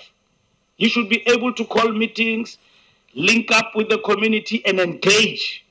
The station commander must be able to listen to the community in terms of their priorities, so that communities can tell them that we've got brothels here. We've got illegal ship-ins here. We are not sleeping. Now, this thing does not need a rocket scientist and some expensive crime intelligence operation. In the township where I grew up in Butarelo, I knew illegal ship-ins in my area. I didn't need to basically become an undercover cop to establish what is illegal. And sometimes we're passing in that ship-in from time to time, because it is illegal. But up until one day it was closed down because there was violence, and then we discovered that the person does not have a license to run a ship-in. And it was disruptive all the time throughout the weekend, even on Sunday.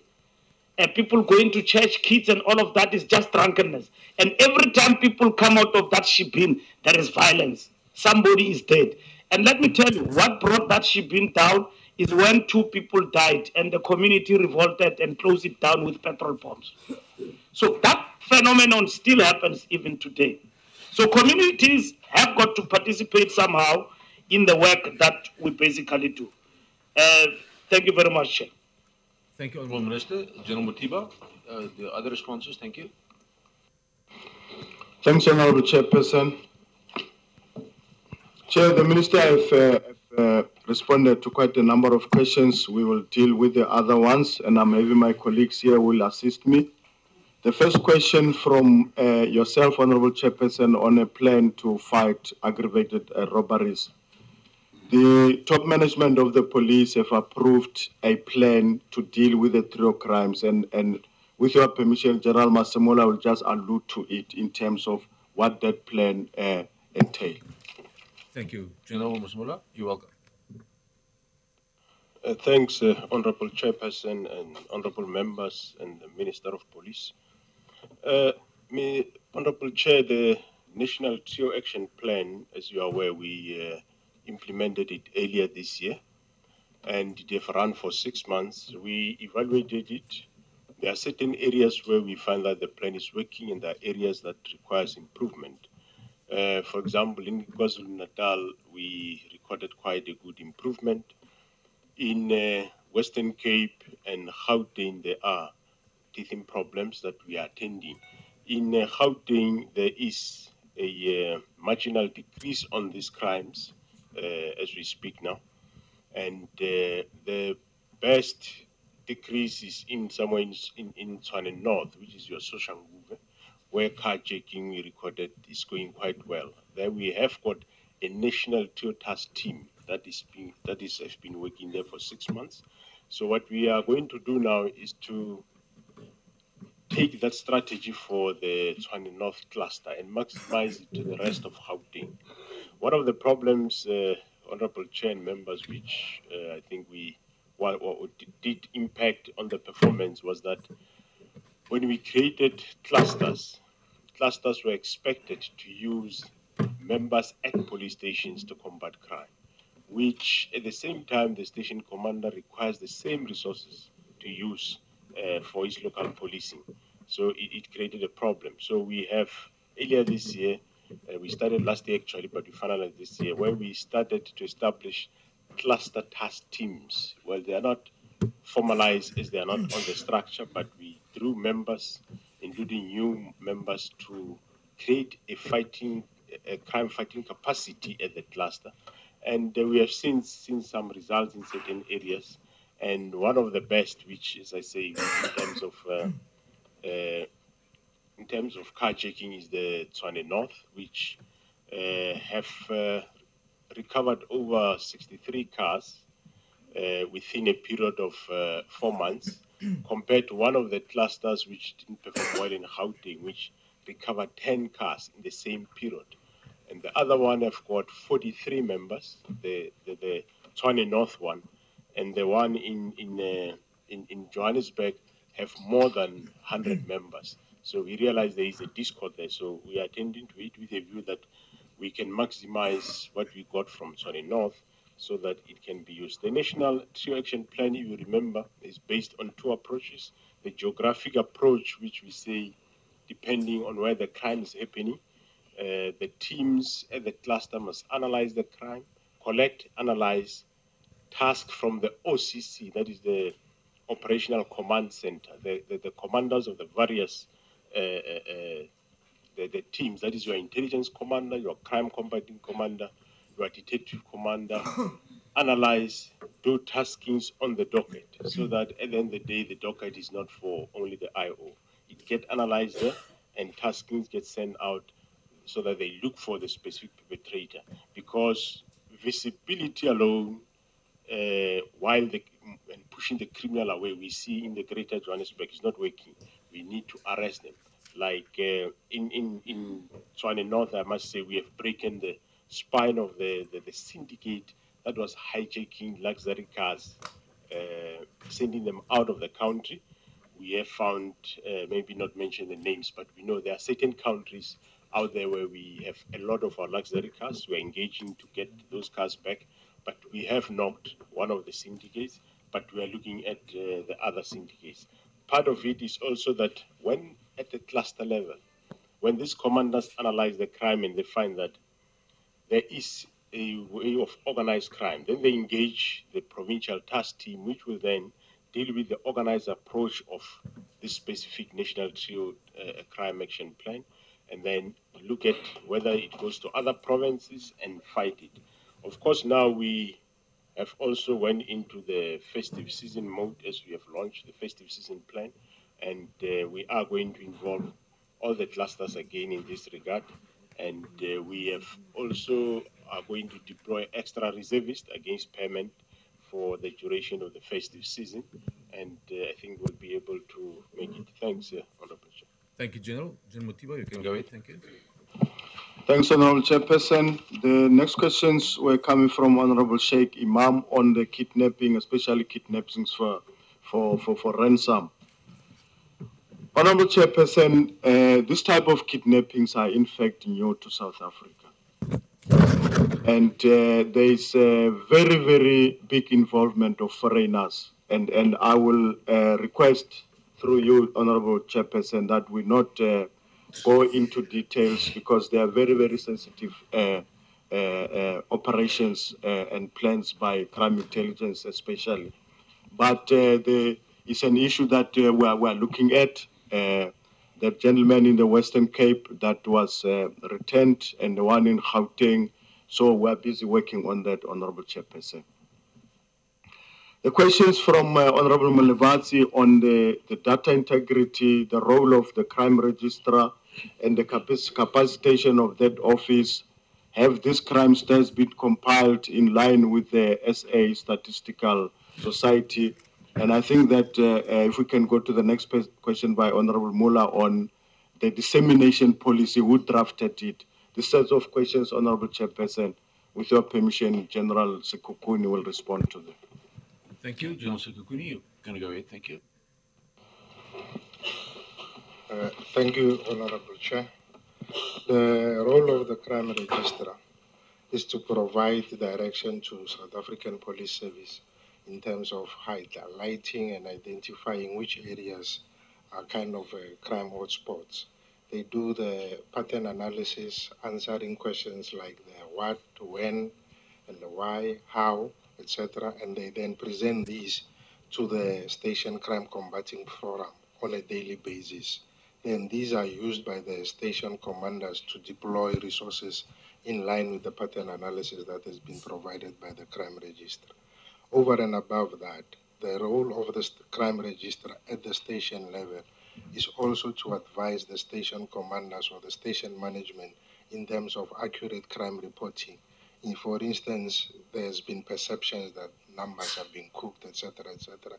Some crimes are not being registered, etc. But then when we do the docket analysis or when they discover instances of that nature whereby crimes have not accurately been registered on the system, they will then advise the station commander in terms of what are the appropriate charges to register in a particular instance. With regard to the question of whether the crime statistics have been certified as official statistics, no, they have not yet been certified as official statistics. I said in our presentation that we have a 6-phase process that we are following. We have complied with 4 of those from our side, and they have been, the previous 2 releases have been quality assured by the Statistician General. Then I said the 5th step is the SASCAF self-assessment, which is a precursor to the independent assessment. And I said that we have complied with the SASCAF self-assessment, and we have given a report of the SASCAF self-assessment to the Statistician General for him to compile a team of independent data quality analysts who will then use that self-assessment report as an input to the data quality assessment team. And I have talked to it also when I was explaining the process in the slide that these are the phases that we have complied with. We have not complied with 4. We have actually complied with 5. We are just waiting for the feedback from the Statistician General based on the self-assessment report, whether he can be in a position to convene the data quality assessment team and assess the data, the crime stats with the purpose of certifying that for official statistics. The other question that was asked was whether the crime registrar has capacity. Given the total number of crimes that have been currently reported in the country, and the role of the crime registrar to advise in terms of the accurate recording, I would say we do not have sufficient capacity to actually undertake quality assurance across all the dockets that have been registered. That's why in most cases we have to rely on scientific methods to actually sample the dockets with a view of doing quality assurance on those and then infer the results back to the population. So that is the only way in which we can do that. Because if you look at the current number of charges that have been registered, it's 1.7 million. And honestly, one cannot go through all the 1.7 million charges to verify whether each and every crime has been correctly registered. You either have to do a systematic sampling or you have to draw a random sample and then take those samples, do the quality assurance on those, then infer the result back to the population. So in that instance, yes, we are coping with the minimum capacity that we have because that's where we use scientific methods to ensure that the statistics that you are providing has been quality assured. Thank you. Thank you, General. General Matiba, the other responses, thank you. Thanks, Honorable Chairperson. The next question is to the Provincial Commissioner of Mpumalanga on the increase in crime in Mpumalanga, as per slide 23. Thank you, General Zuma. You can go ahead. Thank you. Thank you very much, Honorable Chairperson, Minister, and honorable members. In the year under review, we had a situation during the build-up towards the local government election where there were unprecedented waves of violence, which were marked with people getting killed in the process. There were, to a lesser extent, mob killings. And to a large extent, we had a situation, I don't think it has been made visible in the presentation of Kruger National Park, which is the most area that affects us in terms of murders and attempted murders, skirmishes between the poachers and the rangers and the law enforcement. So last year, while we were busy with the local government, on one hand, dealing with violence, we had to deal with the question of murders and attempted murders that were coming from the Kruger Park due to those skirmishes that were coming from that area. On the other hand, we had the robbery of tourists, which we have mitigated by jointly with the Community Safety Department implementing the tourism safety officers, and that has led to a decrease.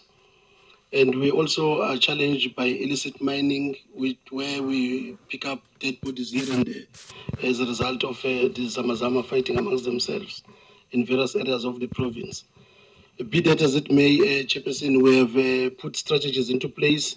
We have developed an integrated multi-agency strategy where we are employing all law enforcement agencies working together with the communities, and the operations are intelligence-driven, and the areas are targeted, and the days of the week are specific during those operations. And we have seen results. The damage would have been done in the first 6 months, of last year, and to reverse the upward trends for that period needed us to put more emphasis on operations, which we have done, because if the stats were to be observed for the latter part of the year, there was a steady decline in most of the crimes.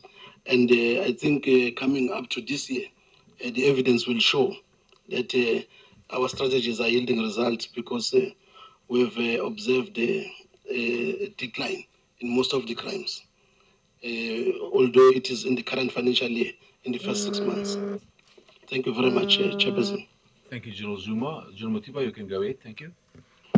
Thanks, Honorable Chairperson. The questions from Honorable Kola Barnard. The first one on the reporting of sexual offences. We want to agree, Honourable Chairperson, that in terms of the reporting, there are issues that we are attending to, and we'd want to thank the NGOs for working closely with the police. The issue of underreporting is the same like with domestic violence. These are two crimes, Honourable Chairperson, that depend on the communities, families working and supporting the victim. And in some of the cases, there are family members who are discouraging victims to report.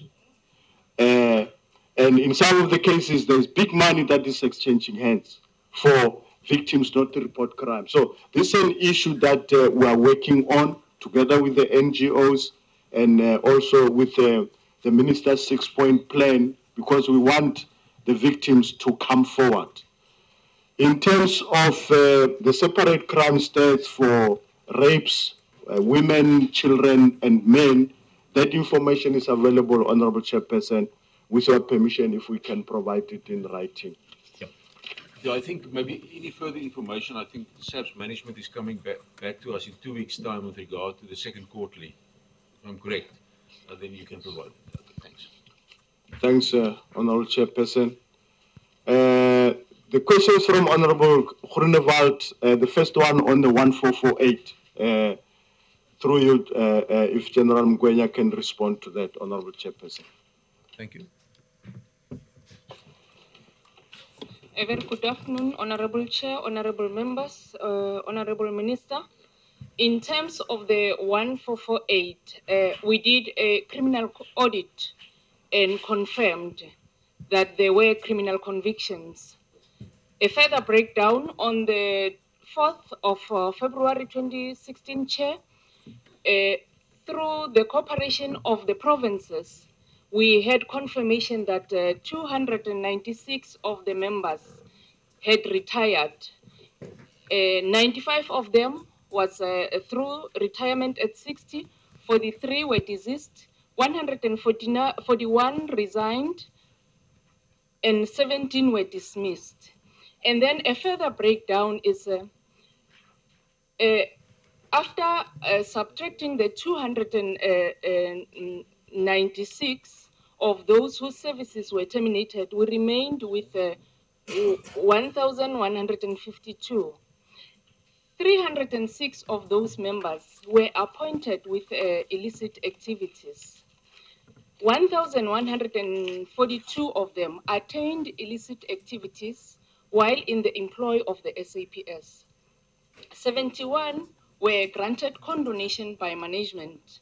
44 of those members disclosed illicit activities prior appointment. 277 of those members, of the 1,152 records had been expunged. 403 were verified as having no criminal records at all when we then compared with the CRC. And 403. 89 of the members were subjected to a disciplinary process and were given sanctions short of dismissals. Currently outstanding is the 148 with which we are busy purifying the information thereof, Honourable Chair. We should be in a position to finalize this process in a few months and give feedback to Parliament. Honourable Chair, shall I also take advantage of this opportunity to support General Masemula in terms of what is it that we're doing from the HR environment to support the fight against the trio crimes? We had identified the gaps within the cluster police stations and the 40 police stations within the 20 clusters where we have a high rate of the trio crimes. We identified the gaps and we advertised 541 posts. We are currently finalizing the process after having been granted approval by our Honourable Minister. We will be appointing members in the critical posts within the stations where there is a high rate of trio crimes. From the 1st of November, we'll be having those members filling the critical posts. There was also an issue from the crime register to say, do they have sufficient capacity? In the last financial year, we reviewed the structures of the crime register. Hence, we currently have at provincial level, we're having the provincial heads at brigadier level. And then it is work in progress. We will be assisting them in terms of capacitating. However, they are also, we will be taking into consideration the constraints and the competing priorities within the organization. Thank you very much. Yes, Honourable Kolbana.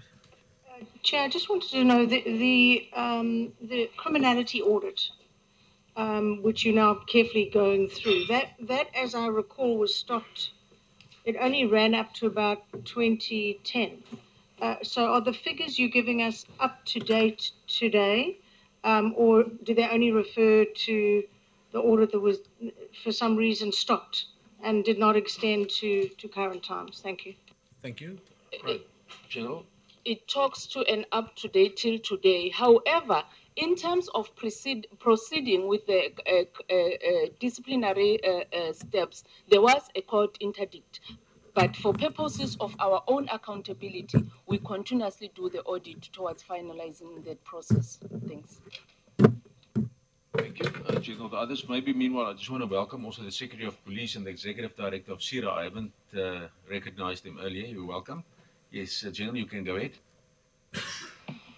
Thanks, Honourable Chairperson. The question from Honourable Groenewald on the farm matters, the statistics, that information is available. We'll provide it in writing, Chairperson.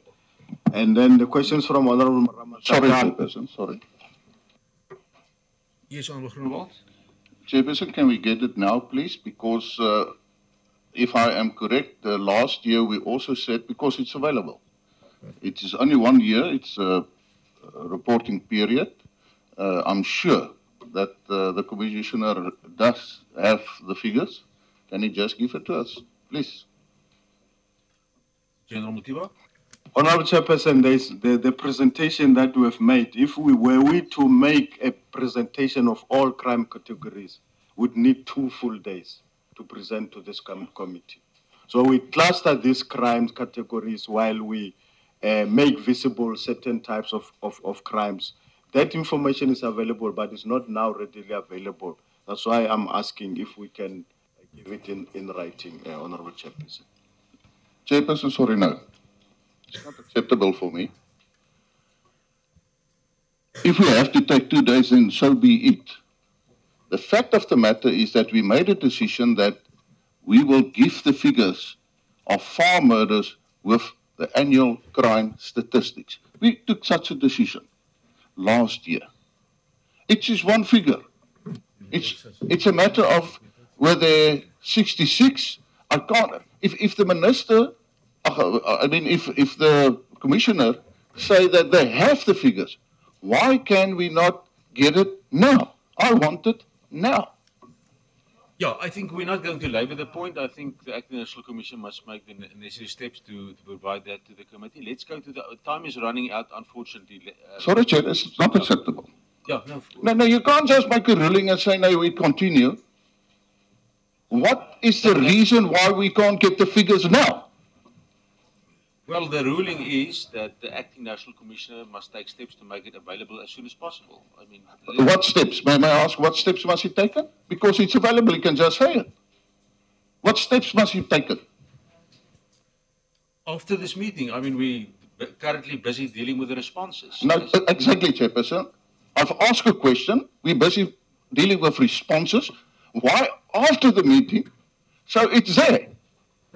So I've asked a specific question and I want the answer now. Or else you just say that, no, you're not going to respond to my question. Only after the meeting. It's not acceptable. Honourable Mulabatsi. Yes, Chair. Peter Bigistarachno. The Acting National Commissioner is has explained that he doesn't have the information now. That is why he must give it to us later. So simple. Sheikh, you also raised your hand on Yes, that point. Thank you. Thank you, Chair. Chair, I think for the purposes of going forward, first of all, I think it's been requested, and I think we should ensure that we comply in future in providing the necessary information. However, Chair, I want to make one further request, that when you're giving us information in terms of farm murders, give us specifics rather than there being a perception that these killings are because you are a farmer. Rather than tell us that that farm attack or murder was a criminal act solely for the purposes of criminality and not targeting a farmer and whatever it is, so that we can get specifics when you do that report. So I think you're going to need some time to prepare that, to give us a comprehensive report, which gives us a clear idea of what these farm murders are. Thank you. General Mutiba. Thanks, Honorable Chairperson. The questions from Honorable Ramatakan, I think the Minister... I'm sorry, Chairperson. Point of order. Honorable Groenewald. Chairperson, we have from time to time a proper discussion on farm murders. We have received a comprehensive report from the police.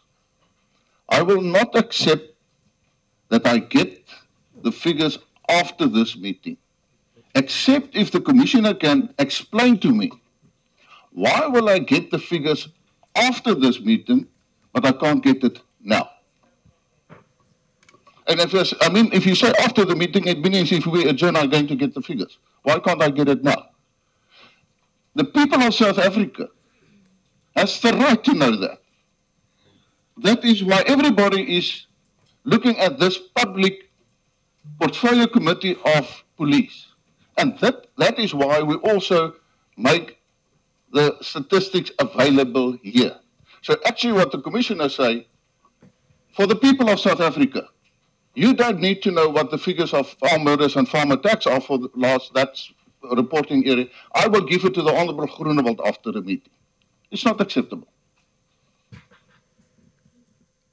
General. Honorable Chairperson, we're having about 1,146 police stations. We're having over 200 clusters, 9 provinces.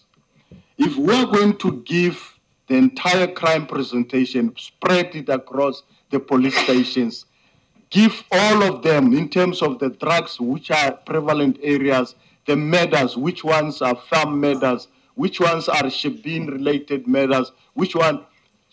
Chairperson, we would need, even 2 days will not be enough. So what I'm saying to Honorable Groenewald, we will, Honorable Chairperson, give that, but we had to prepare this presentation for the committee based on the time that was given to us. If we are to give more time, we can stretch this presentation. The gang-related murders, the gang-related rapes, is really going to be a very, very thick presentation that will even be more thicker than the Bible. Chairperson, no, I don't care. I'm telling you. What the Commissioner is saying now is a lot of nonsense. And I'll tell you why. I don't want each and every station's statistics on farm murders. In fact, it is quite acceptable if you have a distinction between robbery, common robbery, and robbery with aggravated circumstances. So you're willing to differentiate there. But it's a simple question with a simple answer. And it is available. I know it is available. And the Commissioner knows it's available. And then I want to ask the Honourable Minister there. Minister, can you please intervene and ask the Commissioner to give the figures, because it is available. Honourable Mbalula. Thank you, Chairperson. Chairperson, we must not allow this language for Honourable Groenewald that is saying now, because the general, if all of us were going to ask him how many women that were raped or what, where is he going to get that information, Chairperson? We must not allow nonsense in the committee. No, Chairperson. Thank you. Right. I think members, we've allowed now enough time on this case. I mean, the ruling is that the acting national commissioner must provide that as soon as possible after this meeting to the honourable member. Let's go to the other responses. Thank you. Chairperson, I want to put on record. Yeah, you're welcome. No, You're welcome. we are not accountable to the people of South Africa. And that is not acceptable for a portfolio committee of Parliament not to be accountable. What I meant when I made the remark is to say that the argument not to give the figures does not make sense. It's nonsensical. If the commissioner can give me a good reason, if you say, well, it's not available, then I understand. But he admitted that the figures are available. So it doesn't make sense to give it after the meeting.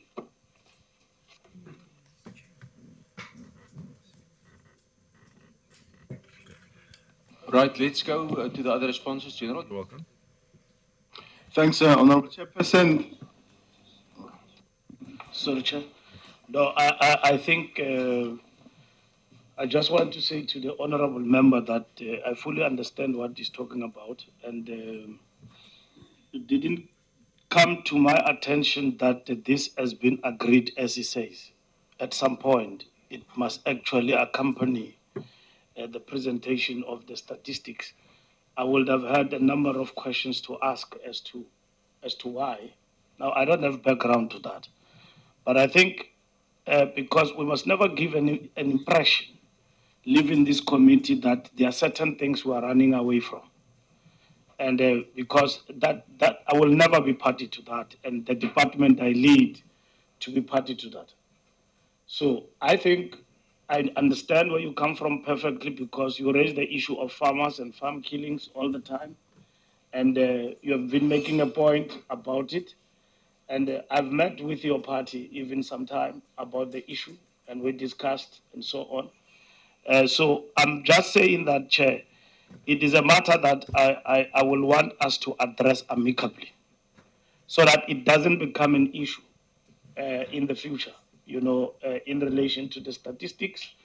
And I just need to get an understanding exactly where it comes from. So I want to commit myself that as and when we do that, I will also, from the ministerial point of view, actually engage with the Honorable Groenewald, because I think if something has been agreed upon, we must honor it. And if not, it is a debatable issue in relation to how we present statistics. We must address it. Yeah, thank you, Chair. Yeah, I think we will also go back to the record of the BRRR as well as the other recommendations were made by the committee with that, and we'll come back to the committee on that issue. We'll come back. General? Thanks, Honourable Chairperson. The next question from Honourable Marke on the increase in stock thefts across all the provinces, together with the question on the role of the borders, the porous borders. I ask General Masemola if you can allow him to respond to those questions, Honourable Chairperson.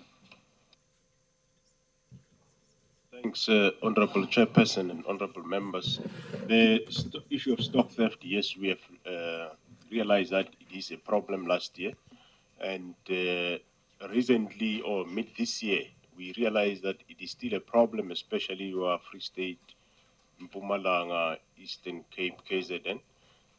We have met and issued an instruction which we are going to monitor and follow up with General Masie about a week or so ago, to make sure that we also treat the issues of stock theft the same way as we deal with the rest of the serious crime within the 65 and the 20 clusters.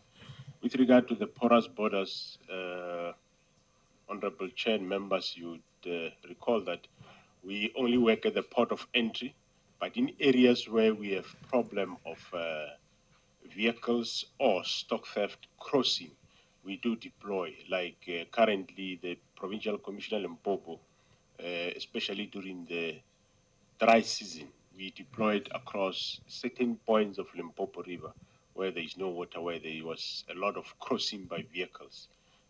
Same thing we do with your KwaZulu-Natal, Mozambican borders, where we had a problem of cross-border where vehicles hijacked across the rest of South Africa were driving through that northern border of Mozambique. We still do have a national deployment assisting the province there continuously until the province, at the end of this year, they will get recruits of over about 50, even though my colleague next to me, she's too stingy in giving personnel. They are going to be stationed at Emanguzi police station. Only then we will withdraw the national capacity that we have deployed at Emanguzi. Thank you, Honorable Chair. Thank you, General. General Mutiba. Thanks, Honorable Chairperson. The questions from Honorable Mbele. The first one, increase in cash in transit stock theft, have been adequately responded to. The second one, police-generated crimes, whether he had General Skukuni well, that is only considered the only way, the only proactive policing. And the Honorable Member, Honorable Chairperson, did not hear General Sikukuni correctly. He was just mentioning them as part of proactive policy, but not as the only, proactive policing means. The last question, Honorable Chairperson, on the commercial crime, whether it's related to the proliferation of the tobacco industry. No, Honorable Chairperson. Yes, the tobacco industry is playing a role, but not a big role in commercial crime. I thank you, Chairperson. Thank you very much. Members, our time is very limited. Honorable Sheikh, do you want to... I think my one question to the Minister in terms of this so-called imbizo that you want to call to address, get all the relevant authorities, the different departments with it. So that has not been answered. And if you can tell us when and whether we could do that based on the socio-economic conditions. Right. Any other member with any other urgent follow-ups? Honorable Mula. Nuance, not follow-up, Chairperson. In slide 5, you said cases closed as unfounded. Can you please give clarity what does this unfounded means? My second question, car hijackings are up. I want to know about the flying squad. What is the work of the flying squad?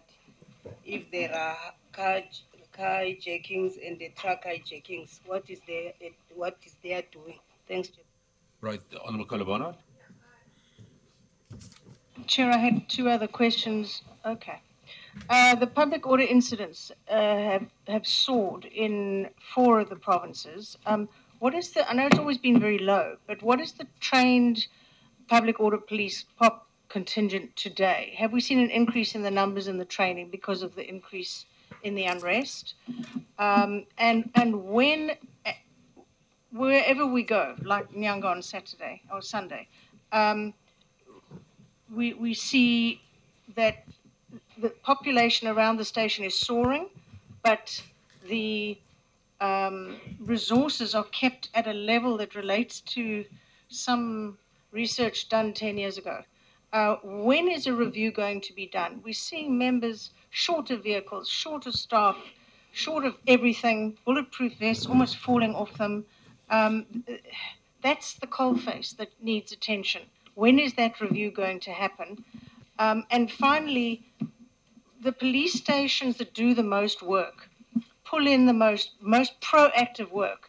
You see them in the provinces, they go down the list as the worst station in the province. Now, we can't have instances like we had in Pietermaritzburg where they walked out with wheelbarrows, burnt the files and said, look, we fixed crime. They all got monetary rewards for that.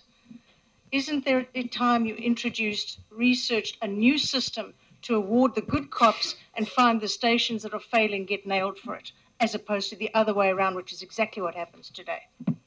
Thank you, members. Any other member? Right, then we close the... Follow-up, Chair. I didn't ask. You know, but I want to close. Okay. I've indicated that there's another engagement of the Minister at 1, so I want to close. Okay. Thank you. Minister, we've identified that carjacking is a very serious problem. Now, in my understanding, carjacking and car theft is as a result of a market that's there for it. One is the motor vehicle scrapyards, I've said this before, the licensing, motor vehicle licensing departments, the roadworthy centers where you can go and license a stolen vehicle and change the numbers and do that, together with our borders that these vehicles, like you said earlier on, are going out. Now, surely when a vehicle is going out of that border, there's a whole process that you follow.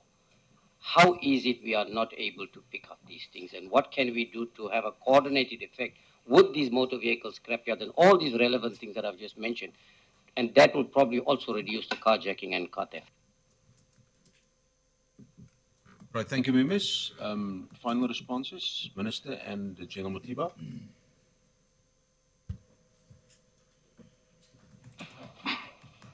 Thanks, Honorable Chairperson. The cases that are categorized as unfounded are, in fact, these are the cases which are false cases. Or during the investigation, we discover that someone was not honest. For instance, there is this a girlfriend ran away with another boyfriend, and then report that I'm hijacked, I'm kidnapped. When we investigate, we found that it's lies. The case already opened, Honorable Chairperson, and then we close it as unfounded. The question on the role of the flying squads and the fact that the hijackings and the truck hijackings are going up. One of the challenges that the flying squads are encountering is point number one, their numbers is going down. We're not deploying the number that we are having because of the reduction in personnel, but also in the reduction in the vehicle budget the past few years, where we could not buy the number of vehicles that we wanted to. But these members are still there, but the numbers have gone down. On the issue from Honorable Kola Barnett on the public order incidents, General Masemola will respond to that. The public order incidents, the training. Thank you, Honorable Chair. In terms of the training for public order policing, we are in record to say we currently have a situation where members, that the trainees, are undergoing a 3 weeks training on crowd management, which is different from what was happening previously, where we had only 2 days training in terms of crowd management, which talks to public order policing. But we also have refresher courses that are ongoing in respect of the members who have been long within the public order or policing environment. I think it's below 5,000. Yes. Right. Thank you very much. I will send the precise things. Thank you very much, Minister. Thank you, Chairperson. We don't have an imbizo. We are reviewing the National Crime Prevention Strategy that was adopted in 1996, which gave result to our approach to organized crime and so on. If you look at the interventions that are there in terms of our banking system, the birth of the Financial Intelligence Center and so on, is as a result of that crime prevention strategy. Today, we are no longer where we were in 1996. Globalization have actually imposed imperatives on our part, including technology. So what is it that we need to do in fighting crime that we have not done? We talk about cybercrime in the Republic of South Africa. Do we have a strategy for that? And how are we responding to the question of cybercrime in a globally interconnected, environment? So this imbizo is not imbizo even. It is the review of the National Crime Prevention Strategy. That next year it will culminate into a national summit. But it's going to include people from local level to contribute in reviewing the strategy. We've already started with that, defining the roadmap towards that. So it's not just going to be a big event, but that has not actually been, involve communities and for them to contribute. For instance, we talk about CPFs, their roles, what they need to do and all of that. Reservists in the crime prevention strategy. Initially, we said that the reservists will have to be employed people in terms of becoming reservists. But every day in the police stations, I've got young people, old and young, who come to me as a reservist. They want to be full-time. I've been a reservist for 27 years. Where did it change in the system? Because this was not about employment. It was about giving part of your expertise. If ever I'm a computer junkie or whatever, I can go to a police station, spend 5 hours of my time to help police with dockets, and then whatever that you are expertise on, you will share that. But it has changed. So our crime prevention with regard to very good things that we did in the past 20 years, if we review, what are the new things that we need to build on? Because that also addressed the question that this notion that whoever is new in the system bring new ideas. Even if somebody was there before you brought good ideas, you kill them. And then because you want changes and you want to affirm yourself in terms of police leadership and management, which I believe that there's a lot of things that Jackie Levy did in implementing national crime prevention.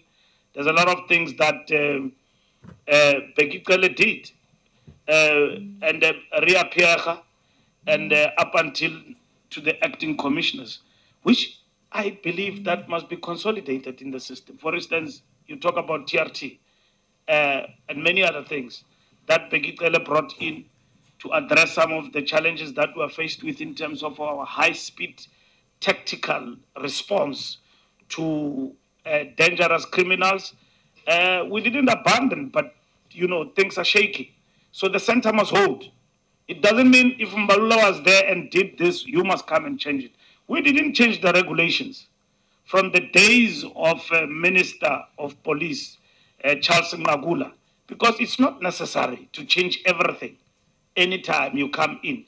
So the crime prevention strategy is going to be a dialogue, but that takes us forward from where we were in 1996 to where we are today. So that's what we're going to do.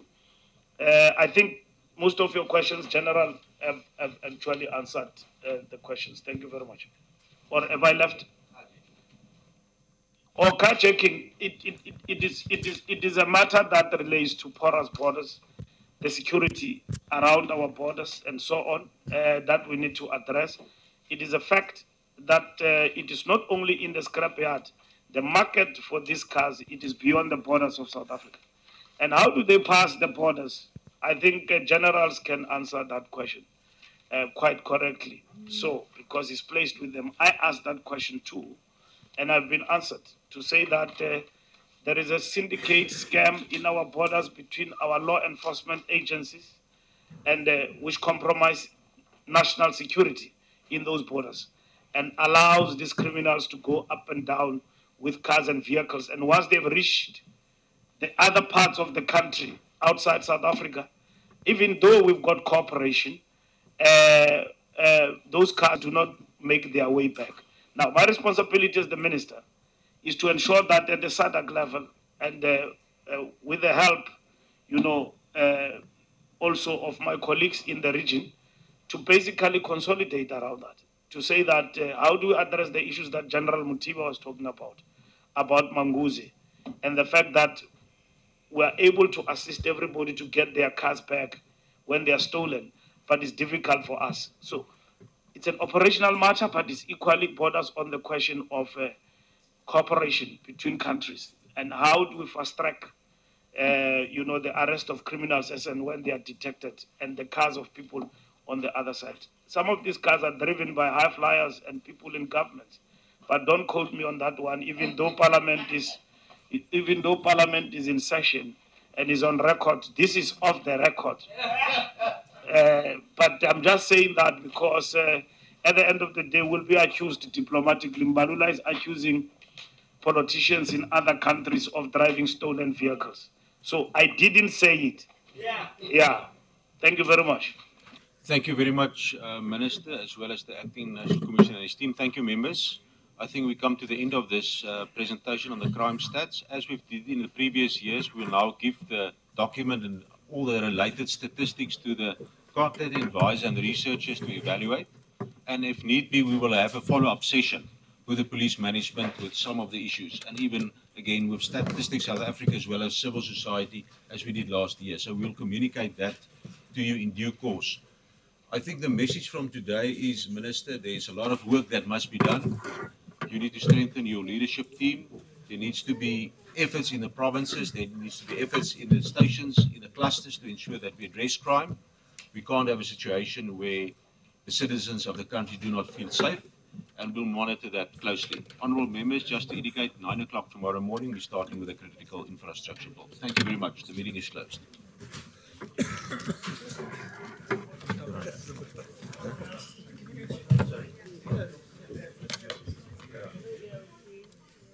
Mr. Imam, sorry man, I couldn't take your call on Saturday because I was at the funeral. And I was doing a tribute there.